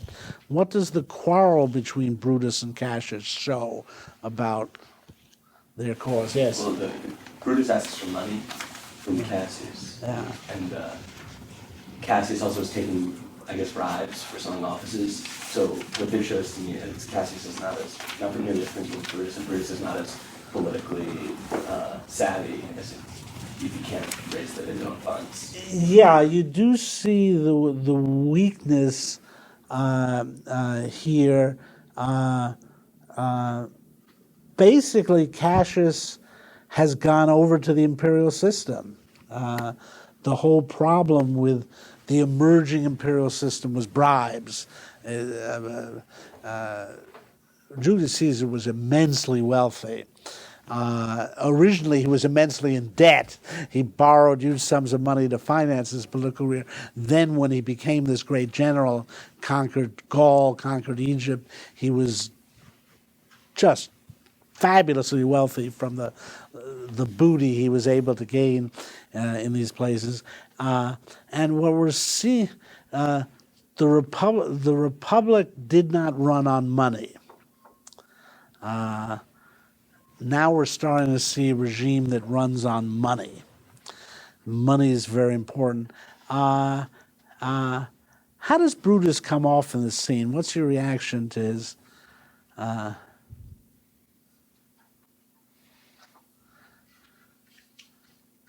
Yes. He seems very idealistic, but he also seems very hypocritical. As in, Yeah. He wants money from someone who's taking bribes, and he doesn't want to take bribes himself, and is angry at the president for not giving him that money. Yeah, I think I was taught this in high school as this was the scene that shows that Brutus is noble and Cassius is base. And I rebelled against that then because I said at least Cassius is being honest about it. They need money and he's getting it. And Brutus, it's not just that he comes in and condemns the bribes. It's that he then wants the money. It's like, you dirty your hands and let me dump all over you. And yeah. On page 78, he says he doesn't want to take the money from peasants, so he doesn't want to tax them, he wants taxes as well. Yeah, yeah. Sort of like, in a way. Yeah, on 78 when he says, "For I am armed so strong in honesty." Boy, is that a politician's line. I did send to you for certain sums of gold, which you denied me, for I can raise no money by vile means. You raise it by vile means, and I'll condemn you, but I still want the money. You begin to see here the contradictions in the conspirators, that they're captive of the same system that they thought they could destroy. I mean, the bottom of 75, when Brutus says, "Did not great Julius bleed for justice' sake? What villain touched his body that did stab, that not for justice? What shall one of us that struck the foremost man in this world, but for supporting robbers, shall we now contaminate our fingers with base bribes?" Well, they've got to pay the legions, and everything now depends upon paying the legions. That's the great transformation that occurred in the later years of the Republic, and that now has made it very difficult to appeal to the public good in Rome when what you above all need is money. Now, as the war emerges and the strategy emerges, page 83, once again Brutus and Cassius disagree on how to prosecute the war. Once again, it turns out Brutus prevails and gives the wrong advice. But what's the issue between them there?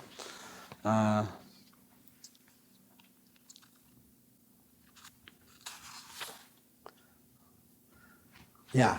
So Brutus wants to march to Philippi because he thinks that they should strike now. And Cassius wants to take a more defensive. He wants the enemy to come find them. And we saw it in the previous scene, we didn't talk about it as much, but there's tension. And for the first time, Cassius just, well, before we saw when Cassius needed Brutus, he would kind of let him give this bad advice or make these bad decisions without saying anything, but now he's fighting back, and Brutus is very resistant to that because he likes this leadership role, and so there's more tension in the relationship, and Cassius, he says that he has more experience, he's been a soldier longer, and Brutus is very affronted by this, and even though it seems to be true, so you see their friendship is really crumbling, and amidst this war, there's also now a war between them. Yeah, and you would think Cassius would say, every time we've done what you said, things went wrong. He never does that. And it's a curious fact, but I think we have to assume a kind of awe still on Cassius' part of Brutus's virtue. In some ways, Cassius knows it's a sham. Indeed, I think he's seen that Portia's death charade on Brutus's part, but in any case, he always defers to him, and I think the reason is that he himself is invested in the Brutus myth. He consciously uses it, and surely has reasons not to believe in it, and yet, curiously, he keeps going along with it. And then there's a very important speech on page 84 from Brutus in his argument. Hear me, good brother Cassius. Under your pardon, you must note beside that we have tried the utmost of our friends. Our legions are brimful, our cause is ripe. The enemy increases every day. We at the height are ready to decline. I should point out that Plutarch is very clear that Brutus was wrong and Cassius was right about this strategy. And Plutarch offers, that they might have won if they'd followed Cassius' strategy. And now Brutus says there is a tide in the affairs of men, which taken at the flood leads on to fortune. Omitted, all the voyage of their life is bound in shallows and in miseries. On such a full sea are we now afloat, and we must take the current when it serves, or lose our ventures. What attitude does this represent? How is this a change in attitude? Well, I think it's kind of twofold. He's saying we have the greater force. The force is with us. We have the greater force, and the enemy's only going to get stronger. And we don't have the money to pay our legions, so we're going to lose our men, basically, if we don't strike now. But there's a tide in the affairs of men. Very famous line. What attitude is that? Fatalism. He doesn't believe he can control his fate. Yeah, this is what I've been talking about, that you gradually see the Republican, the last representatives of the Republic adopt the unrepublican fatalism here. It's basically saying we got to go with the flow here. And it's particularly interesting, the introduction of this notion of a full sea here, because you're going to see in Antony and Cleopatra, the Romans are all at sea. And the imagery of the sea becomes very important in that play. And here there's this sense of there's an overwhelming current of history. And this is, it's a great question that Shakespeare raises in these plays. Namely, does history make men, or do men make history? And it is the premise of the conspirators that men make history. And indeed, they see themselves as the men who make history. Famously on page 51, after they've killed Caesar, Cassius says, "Stoop then and wash. How many ages hence shall this our lofty scene be acted over in states unborn and accents yet unknown?"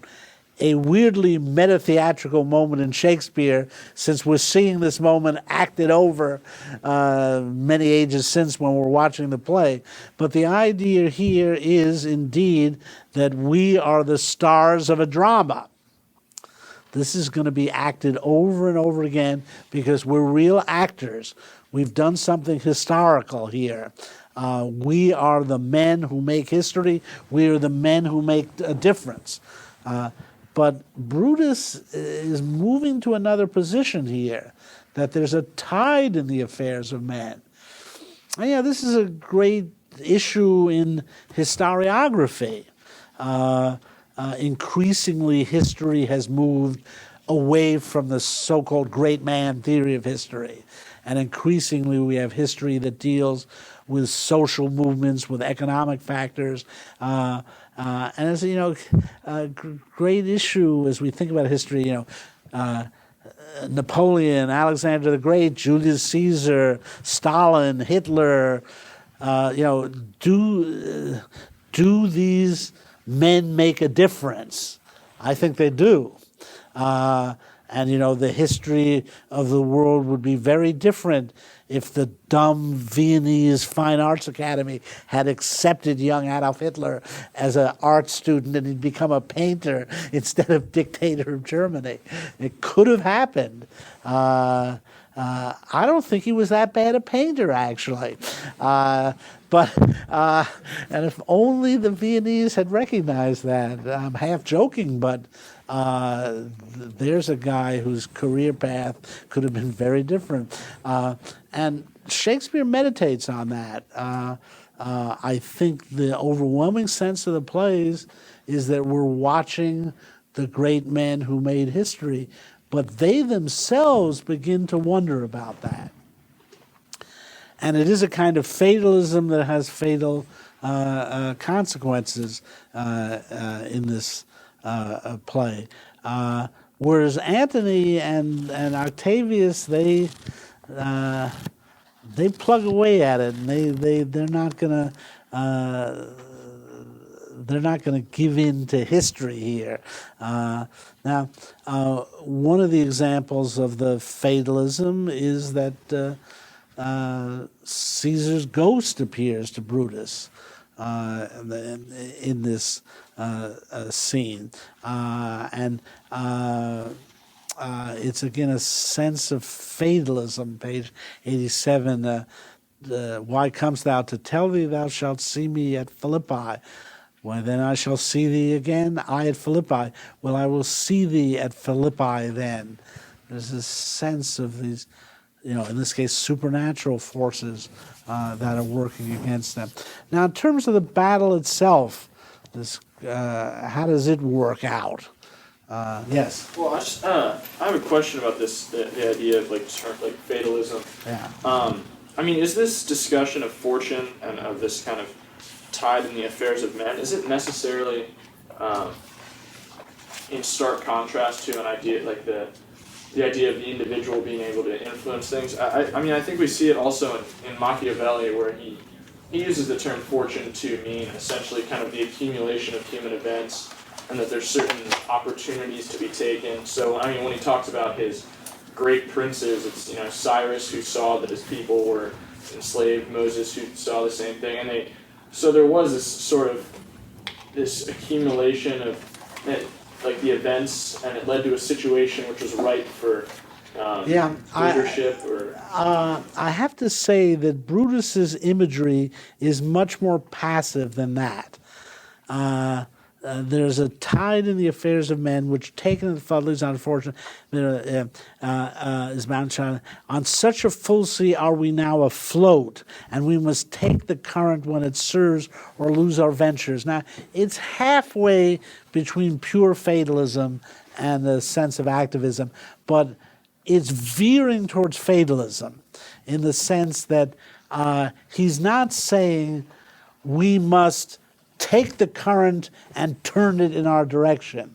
It's more like there is a current and we must go with it. And hence, if we don't, the only thing we can do is choose the right moment. It's a it's a relatively fatalistic statement, especially compared to Cassius's men are masters of their fate. The fault of Brutus is not in our stars, but in ourselves, that we are underlings. And again, these are changes, and in some ways they're incremental. And I'm not saying he's purely fatalistic, but this is confirmed in the battle. That's why I think we're seeing a process taking place here. We looked at this already, but going back to 92 and 93, Brutus and Cassius talking about the battle, they're getting awfully fatalistic. I mean, 92, page 92, line 70, Cassius says, "This is my birthday, as this very day was Cassius born." This is very kind of fatalistic. He decides, this is my birthday, I'm going to die on this day. That's not a good attitude going into battle here. And indeed, he then talks of this omen, line 86, their shadows seem a canopy most fatal, and there's the word even, under which our army lies ready to give up the ghost. I mean, this is not the way Coriolanus talks before a battle. I mean, there's a kind of defeatism here. Messala says, "Believe not so," and Cassius says, "I but believe it partly." So there's your point. That would be the point, that it's not full-blown fatalism, and they're still resisting it. But then they talk, what are we going to do if we lose? Lady Macbeth would say, screw our courage to the sticking place, and we will not lose. Coriolanus and Cominius don't stand around saying, well, what if we lose to the Volscians? It's unimaginable to them. And then we get, again, this speech where Brutus says, even by the rule of that philosophy by which I did blame Cato for the death which he did give himself. And here's, again, an interesting point where he talks about a rule of philosophy which he then says, I'm not going to obey. Because Cassius says, you mean you're not going to commit suicide if we lose? And Bruce says, no, don't worry, I'll commit suicide. And then line 111, but this same day must end that work the Ides of March began. What you see happening is they're developing this sense that there's a kind of momentum of history that they can do nothing about here. And significantly, line 121, why then lead on, oh, that a man might know the end of this day's business ere it come. You see this connection between a growing fatalism and a need for soothsayers, for prophecy. If you start to, again, Coriolanus would say, the outcome of this battle hinges on what I do now, single-handedly if need be. And here there's a sense, Brutus has a sense, it's over. The outcome is already determined, if only we could know it. Now again, they go into battle and they fight, but their attitudes definitely have changed here. You look at Cassius on page 96. This line 24, this day I breathed first, time has come round, and where I did begin, there shall I end. My life is run as compass. Again, a sort of fatalism there. Yes? I wonder whether or not this has anything to do with Caesar having been told his fate several times, but ignores it and still has to submit to it. In other words, they've learned a lesson from that. He mentions Ides of March on 94. That's a good point. I find that interesting, that the echo of the Ides of March there, that now of course we don't know that they know the story of Caesar hearing about the Ides of March, but it is true that the the story of Caesar was a story of a man who ignored omens and ignored prophecies and went to his death. And so, to the extent that story got around, people in Rome would be more disposed to think in terms of prophecy. Yeah, that's a good point. Yeah. Which I think it's significant in the choice of words. What the Ides of March began. It's Yeah. not what we began. It's what. Oh, that's another good point. That it's like an abstraction or a larger force. Yeah, because my overall claim here is this loss of a sense of human agency in the late Republic as the empire emerges.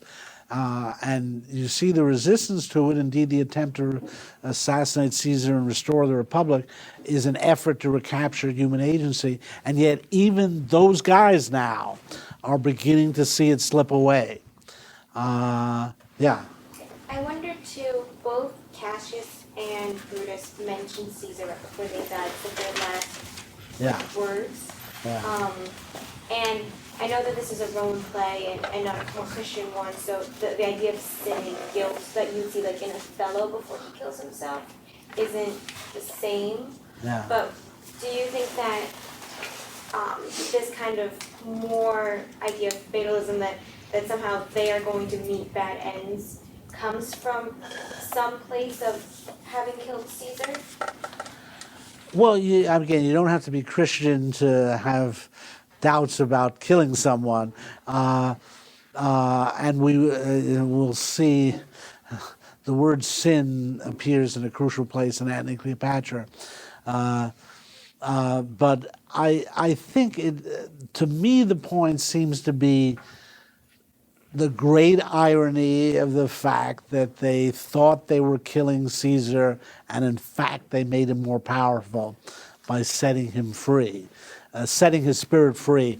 And it's famous that this play is named after Julius Caesar, and he dies in the third act. Well, he doesn't in a certain way. He's there in the later acts, stronger than ever in a way. I should say that there is one theory of the play which I do not accept, but I'll mention it to you in this context, that Caesar planned all of this, that he planned his assassination in the hopes of setting his spirit free. There's an essay by a man named David Lowenthal that argues this, and it depends upon the idea that Caesar could not have been so stupid as to walk into the assassination, and that in fact he was at a point where he couldn't figure out his next move. He wanted to be king, but he realized he couldn't be king, and so he realized the best thing was to be Caesar. And if he got himself killed, people would forget the half-deaf, epileptic bad swimmer guy and see the god. I'm kind of caricaturing this argument, but it has some plausibility, and it was confirmed by an episode on the Biography Channel where they had some Italian forensics guy analyze the death of Julius Caesar, and he concluded that it was a form of suicide. Now, again, I don't buy this, but I do mention it to you that it would be the ultimate example of this argument, that the irony is that they make Caesar more powerful by killing him. And this argument takes us to the point that Caesar himself foresaw that and wanted it to happen. I should say it hinges on the fact that Caesar's statement of Calpurnia's dream is different from Calpurnia's dream as she reports it. And Lowenthal argues that this is the key sign that Caesar's baiting the conspirators by telling the story of his own murder to them. Again, I don't agree with that view, but I think the name of the book is by David Lowenthal, is Shakespeare and the Good Life, and that's where the essay on Julius Caesar appears. Anyway, so what else transforms at the end of the play? as our conspirators are faced with defeat.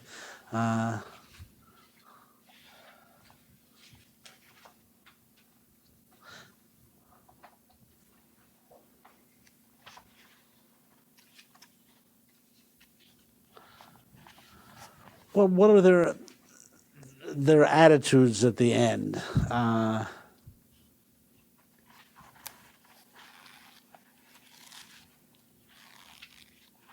Yeah. Anthony and Octavius becomes more antagonistic towards one another.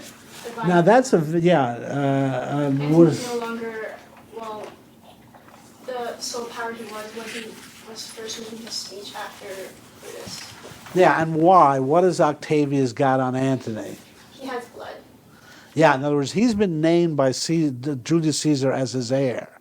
He was, in fact, his nephew. And that's very powerful. Why isn't Antony afraid of Octavius initially? He's young. He was far away. Yeah, first of all, he's not in Rome. And then the idea is that he's nobody. He's just a young boy.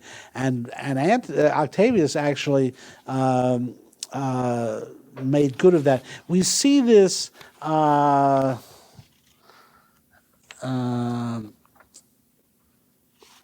page 90, when Antony says, Octavius, lead your battle softly on upon the left hand of the even field. Upon the right hand, keep thou the left. Why do you cross me in this exigent? I do not cross you, but I will do so. There he's a chip off the old block when Caesar says, this is the bottom of page 40, the cause is in my will, I will not come.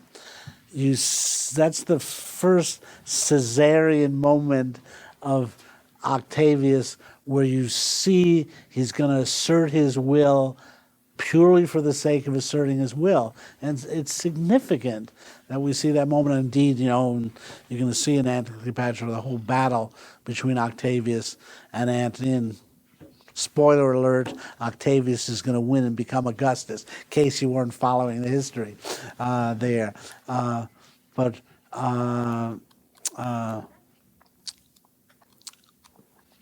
How about the suicides of our noble Romans, Brutus and Cassius?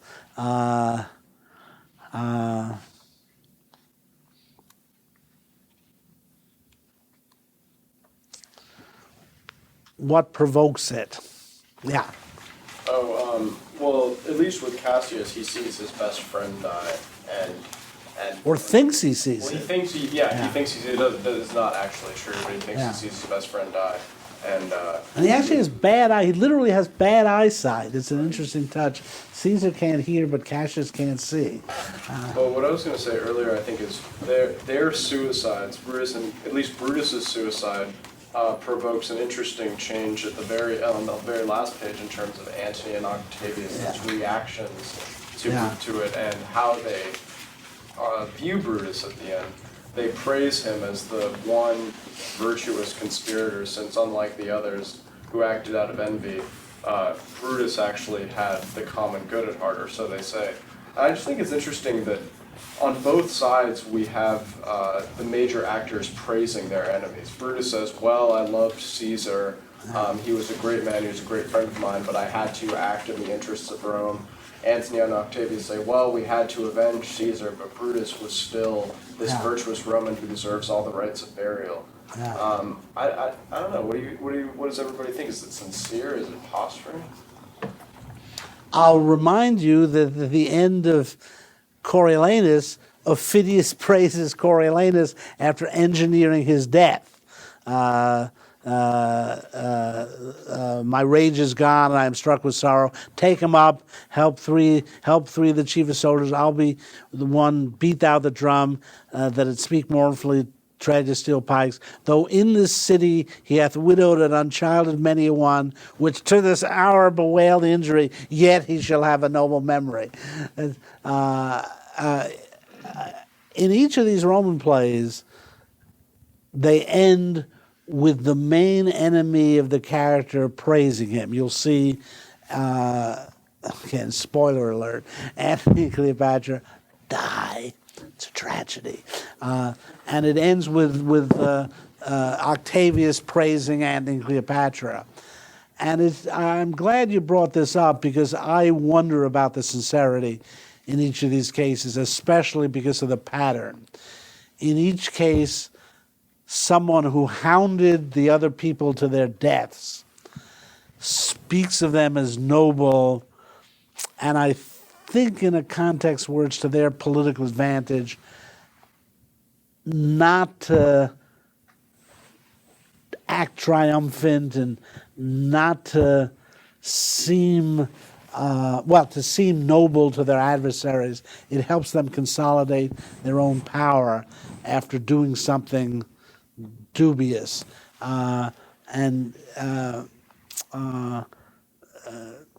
is, this was the noblest Roman of them all. It works. Antony is using the Brutus myth here now. It works to their advantage. All the conspirators save only he did that they did in envy of great Caesar. That's great. That's the thing they want to get out. That's the message they want to get out. And so it's more effective when you say, oh, well, one of them was okay.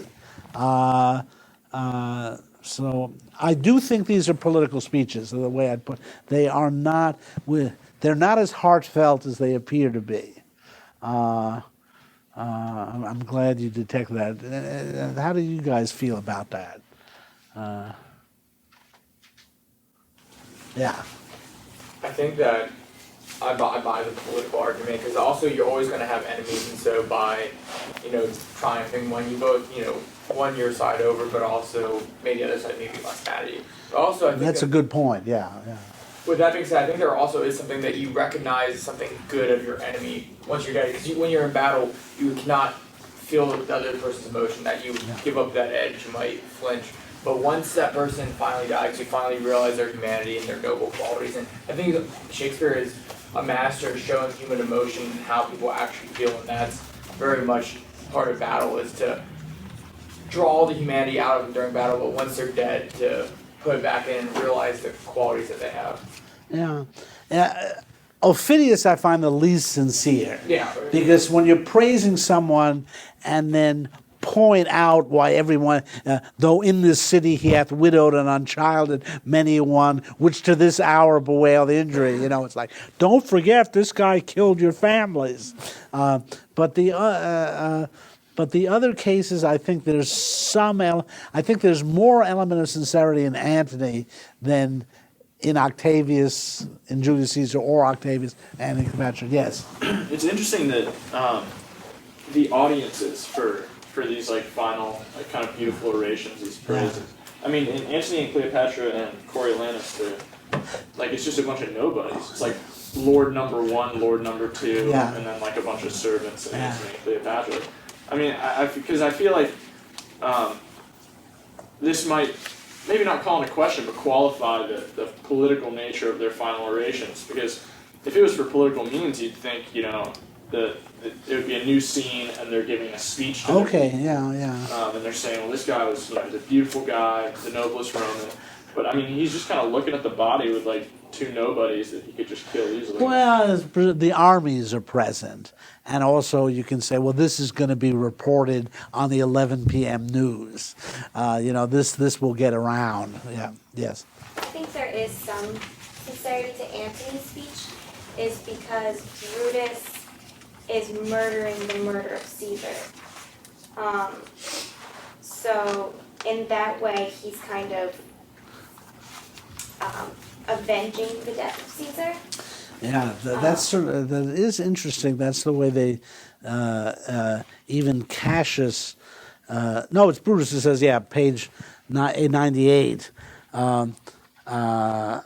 line 94, Brutus says, O Julius Caesar, thou art mighty yet. Thy spirit walks abroad and turns our swords in our own proper entrails.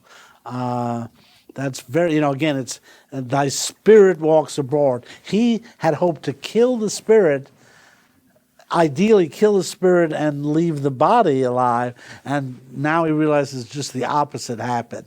He set the spirit free. here. You had a yes. Yeah, I think it's really interesting that Octavius gets the last word in this play. It could have very easily ended with Antony saying, "This was a man." Yeah. And something that we've brought up is how Shakespeare's interested in the transition between the Republic to the Empire. And this, I think, is a moment where he's really questioning what's going to happen with that. You have Octavian responding to a situation that's extremely dramatic, and we've watched it unfold entirely. And his reaction is, okay, well, let's bury him and split up the spoils and move on. So I see a bit of like an undermining of this imperial system that's coming as like some sort of criticism that it's going to be mechanical or driven by things that are rather inhuman. Yeah, right. I mean, you see it at the beginning of Act 4 when you see this triumvirate brutally murdering people.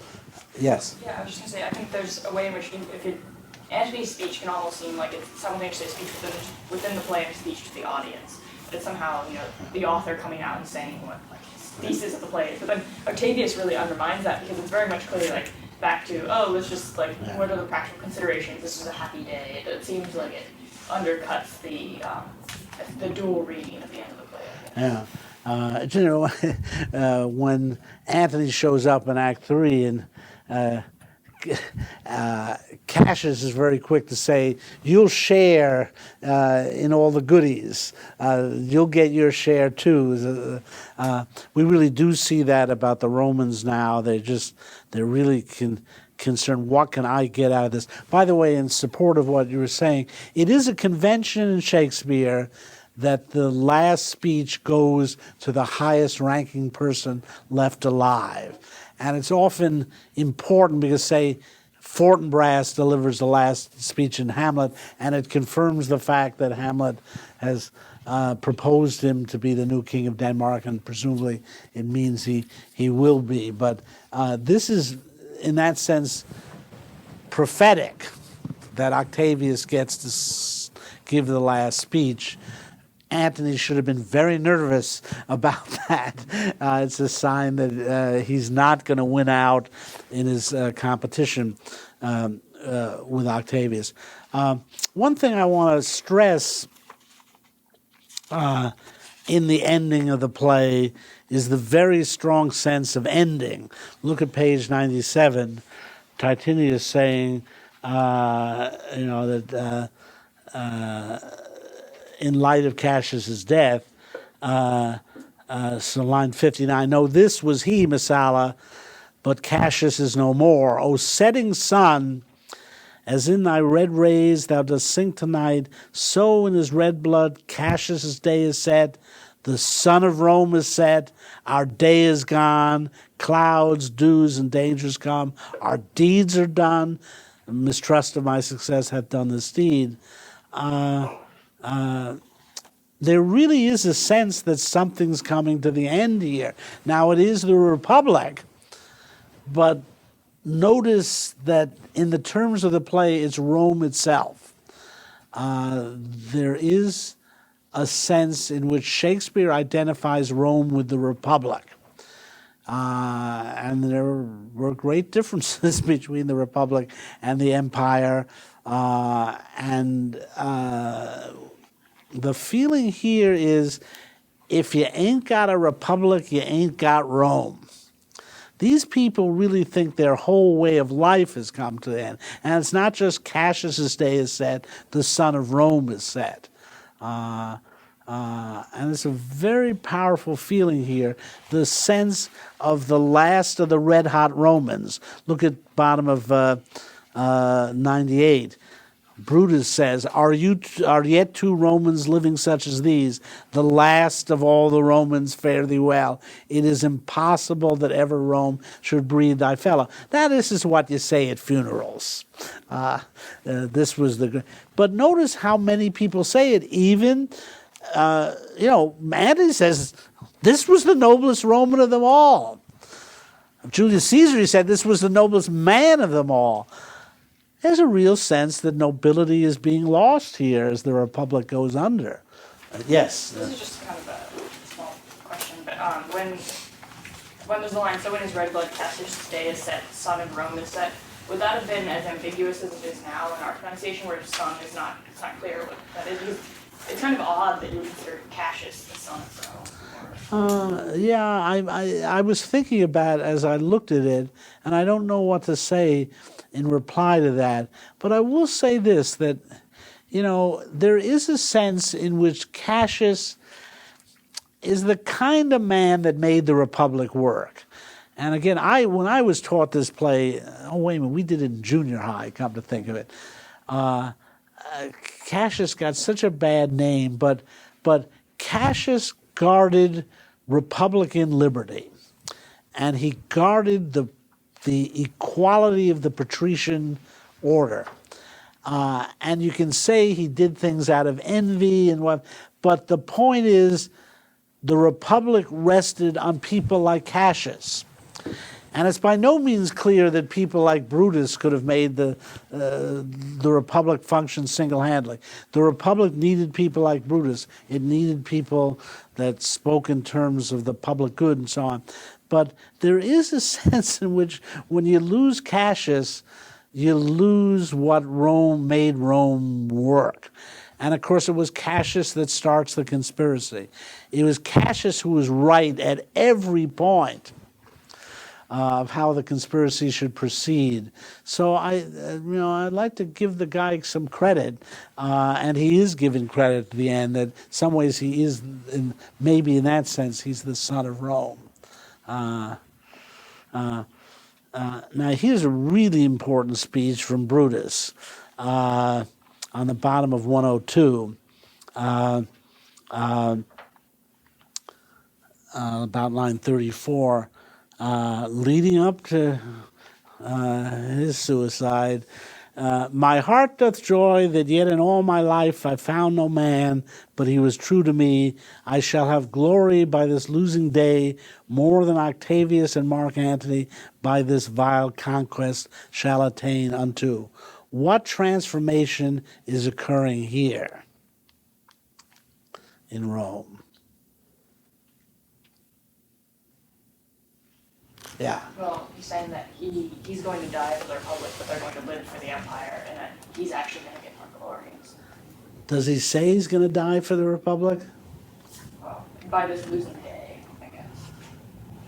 My heart does joy that yet in all my life I found no man, but he was true to me. Yeah. Well, I mean, I guess what Andrew might have been saying is that this is the first time you can lose and still have glory in Rome. Because, like, glory and winning were almost synonymous. But here, because he still, I guess, a true believer in the Republic, or he likes to believe that this is the first time you can be a loser. Yeah, now there's several points here, and that one's, I think, the really important one.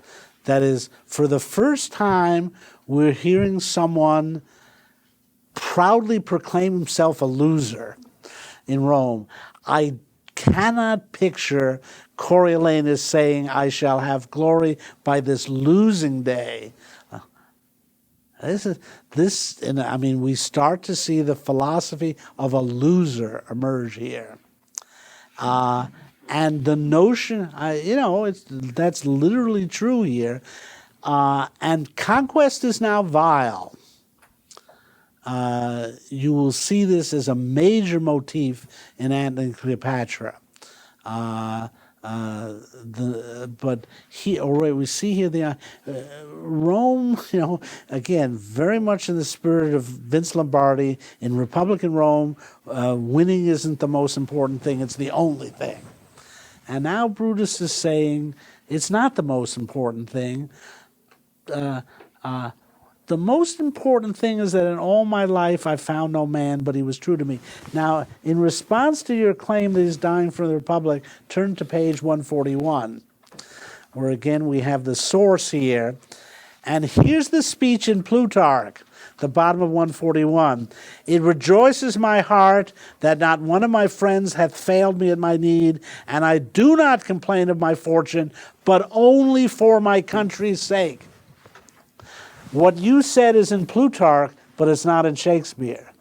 It's really quite striking again, this is so useful that we have Shakespeare's source, that he omits the reference to Brutus's country. It was there in the dying speech, but in the dying speech in Shakespeare, it's my friends.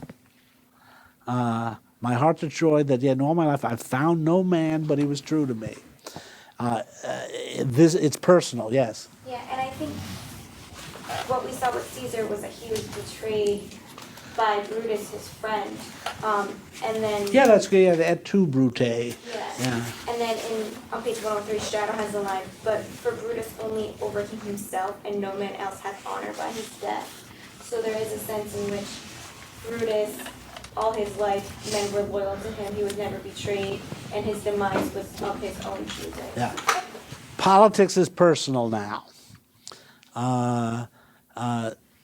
Brutus tries to deny it. I don't have a personal cause for killing Caesar. It's for the general. He gets up in his speech and says, I did it for the public good. But in fact, what we're seeing in this play is the personalization of politics. And it's exactly what you talk about when you go from a republic to an empire. In the republic, the public good of Rome, that was the real issue. But remember what we started with, this notion of the prolongation of the military commands. The problem with it precisely was it made the ties personal between the general and his troops, that it was no longer a matter of loyalty to the Roman Republic, but loyalty to Julius Caesar, loyalty to Pompey. The play begins, the tribunes is saying, you guys were loyal to Pompey, now you're loyal to Caesar. The real issue should have been, are you loyal to Rome? But that's dropped out, and again we see here, this is what it means to have a personal politics. The Republic, the great idea was we're not dependent on any one man. This is a city, a republic, but now everything hinges on the personal guy and who's loyal to him and who's not loyal to him. Treachery becomes the great issue, and this gives a new logic now to the emerging imperial world, that you can lose a battle in a way that's more glorious if it increases the loyalty of people to you. Yes? Yeah, I keep shifting between two interpretations of this play. Is it a botched coup and a lost opportunity to revive the Republic on the part of Cassius and Brutus, or is it like the final grasps of the Republic that inevitably failed because of these trends of, among other things, the personalization of politics? Yeah. I think it's the latter, but I hesitate to say it absolutely, because Shakespeare does show again and again the mistakes the conspirators made. Up until, if Cassius hadn't killed himself, they weren't lost. They'd won half the battle. But on the other hand, that line, "Let him be Caesar," to me is that's the death knell of the Republic. So it's fair enough. I mean, let's look at the real world. Was there any reasonable way to save the old Republic? I think it was virtually impossible. And save it for 10 years, maybe at best. The trends were so overwhelming. What you had was such concentration of power in individuals. But again, I hesitate to impute pure fatalism or historical determinism to Shakespeare. But historians debate this. And of course, for those of you who know the history, that Octavius very cleverly pretended to recreate the Republic. And he did not call himself king. Emperor was a military title, which it's funny, now it seems bigger than king. But his choice of the term imperator was that it was a lesser title than king. It became greater, but the whole trick was, I'll just call myself imperator, or I'll call myself princeps. I'm first among equals. And he restored he left the Senate in place. he left the tribunate in place. He tried, this is something Machiavelli understands, leave the old names, but change the underlying nature of the regime. The fiction for at least 100 years was that Octavius had restored the Republic and that the Senate was still ruling Rome. And the Senate did do some things like get rid of emperors like Nero. It's not even clear cut what happened in Rome. I'm talking about, one day Rome's a republic and one day it's an empire. It really was a very gradual process. Shakespeare actually seems to exaggerate the process. I think the Senate is mentioned once in Antony and Cleopatra, or maybe senators. Shakespeare makes the change seem much more abrupt than it in fact historically was. In fact, in Antony and Cleopatra, you'll see, we seem to be in the world of empire suddenly. And the only issue is getting rid of Lepidus and then the final struggle between Antony and Octavius for who will be number one.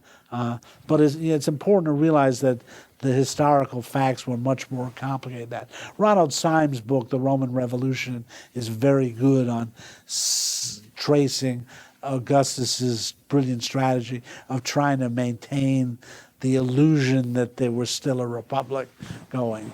But anyway, this transformation now, you can see the connection between the issue now is personal loyalty, and people can manifest their personal loyalty to you in defeat, even especially in defeat. Because if you win the battle, the people are loyal to you because you won the battle and you're distributing the spoils. The real test of loyalty is whether people remain loyal to you when you lose. And watch for this in Antony and Cleopatra, the way losing becomes winning now. Because of the new logic of a personalized politics. Very interesting how Shakespeare shows that emerging here at the end. So, other aspects of the play, any questions you got about it? Yeah. I have a question about Brutus, Cassius' servant. Yeah. He's freed by Cassius' death, but then he runs away from Rome. Is that because he was been persecuted, or is it like a statement about can't be free in Rome? Now, what page is that? 96. Let's see if I can. I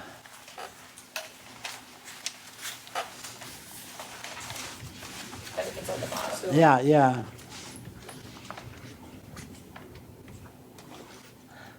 Well, I mean, I can't give you a specific and definitive answer for this, but if I'd been a Roman slave, I think I'd get the hell out of there on the grounds that, will someone else enslave him? Will people believe that he was freed? It's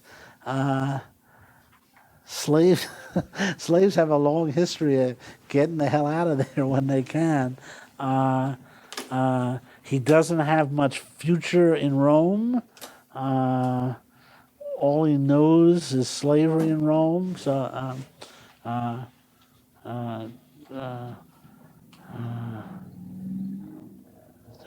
guess that's what he wanted to. Is loyal to Cassius. He wanted to die with him, but here's an interesting way of viewing it. In terms of what I've been talking about, his loyalty was to Cassius, not to Rome. So in the absence of Cassius, his loyalty to Rome disappears. And again, you can see what the different attitude would be. Oh, wow, now I'm a free Roman. Isn't it great? I'm a citizen of this great Roman Republic. Now just get out of there while the getting's good. Yes?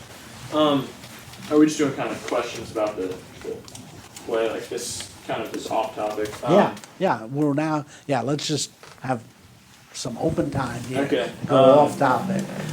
Do you find any parallel, or what do you make of a parallel between Antony offering his neck, or essentially his life, to the conspirators, and Caesar, when being offered the crown, offering his neck to the people?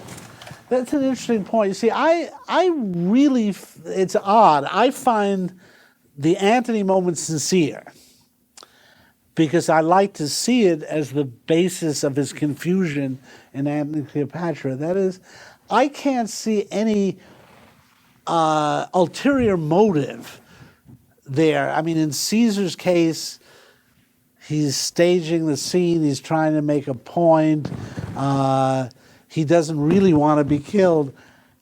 I'm saying that Antony wants to be killed then. Again, it's this issue of personal loyalty. What's there left if Caesar's dead? And so in that sense, I'd see the two moments as different. I do not think that's a theatrical moment.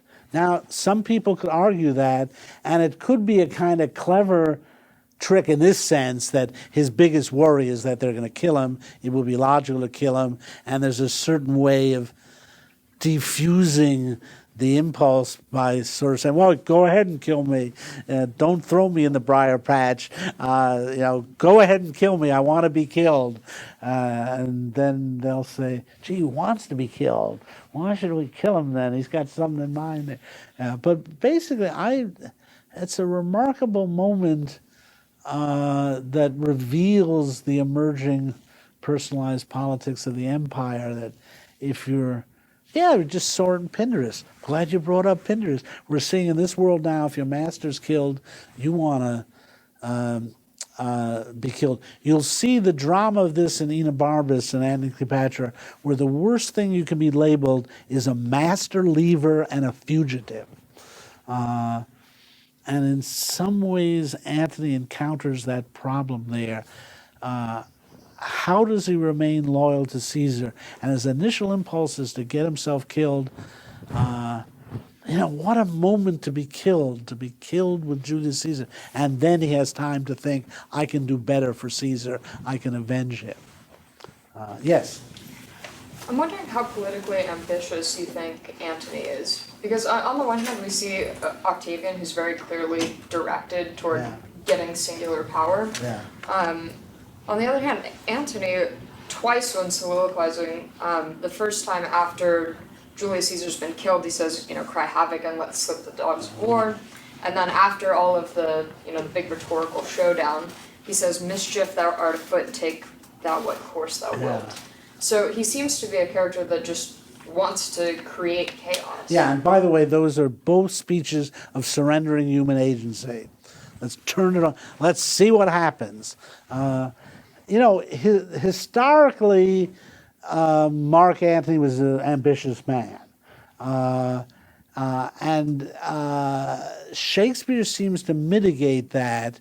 He contends for empire, but half-heartedly in Antony and Cleopatra. And I think Shakespeare is trying to, you're going to see that Cleopatra says, "'Tis paltry to be Caesar." And that's the strange thing about Shakespeare's portrait of the empire. At its beginning is that 'tis paltry to be Caesar.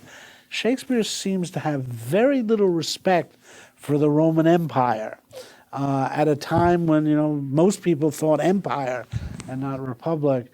And in a certain sense, as I showed you, that's Antony's reaction to the death of Julius Caesar, that 'tis paltry to be Caesar, or all our conquest royals shrunk to this little measure. So there's something disillusioned about politics in Antony. There is this disposition to party that everybody notes. He does not seem to be a fully politicized man in the way those Romans and Coriolanus were. But there's got to be some ambition there. It's interesting, you could say it's not that he wants to be Caesar he doesn't want Octavius to be Caesar. His ambition is provoked by the thwarting of it, by challenges to it. Yes. I was going to bring up the subject of suicide because I remember earlier in the course you brought up how one way Shakespeare distinguishes Romans and Englishmen is that Romans tolerate suicide, whereas it's antithetical. Not tolerant, they embrace it. Whereas it's antithetical to Christianity. And I at least thought that at the end of this, suicide at least is suspect, because, particularly in Cassius's case, because like you said, the battle wasn't lost, they'd won half of it, and then he just kind of kills himself very suddenly and rashly in response to thinking he sees somebody die. It seemed like he just threw his life away.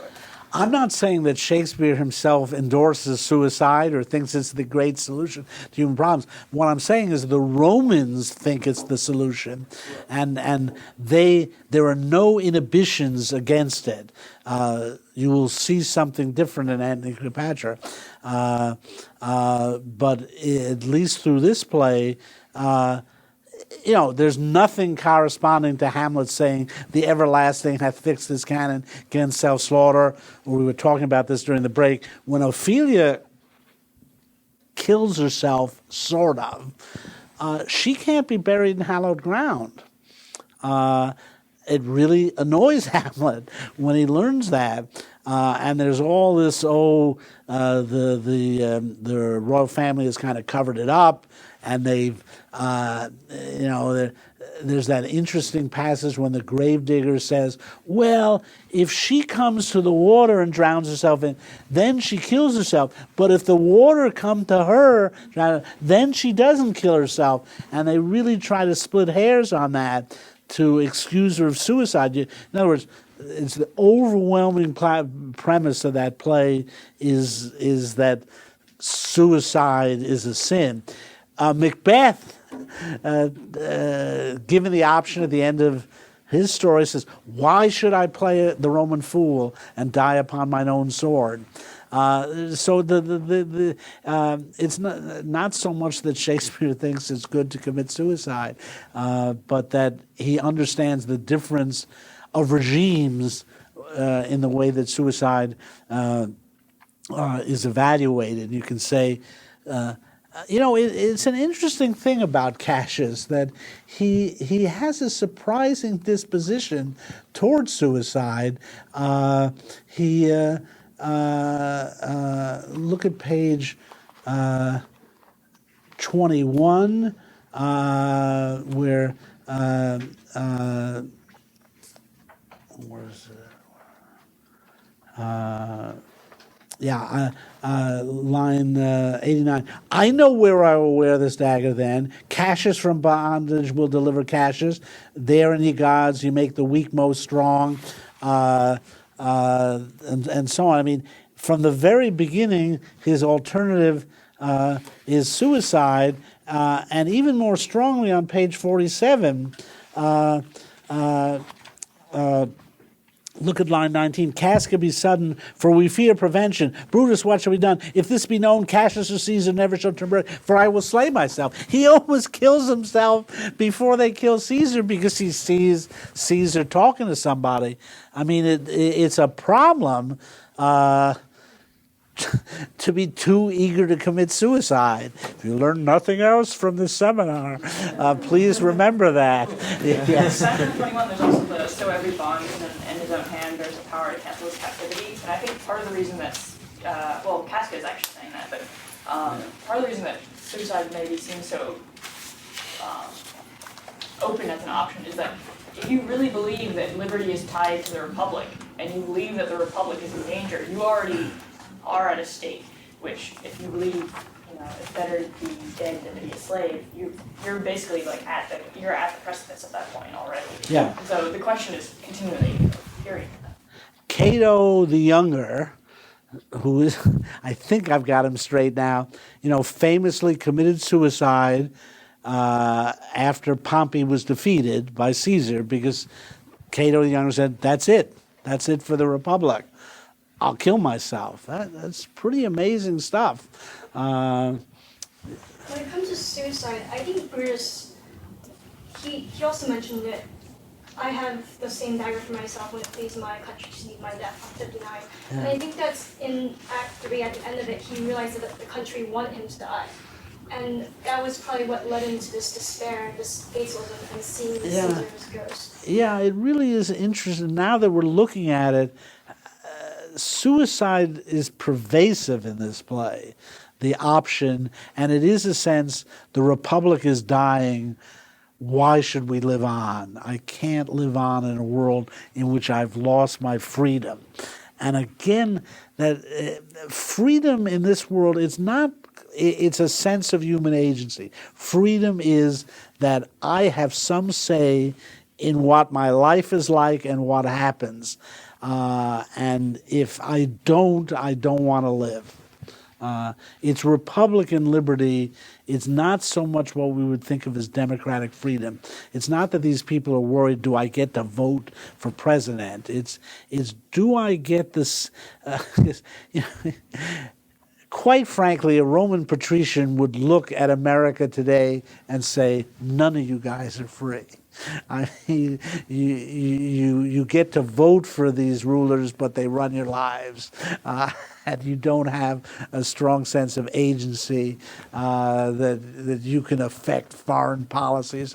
Their sense of freedom is a sense that they're in control of their lives, and that's what they're losing now.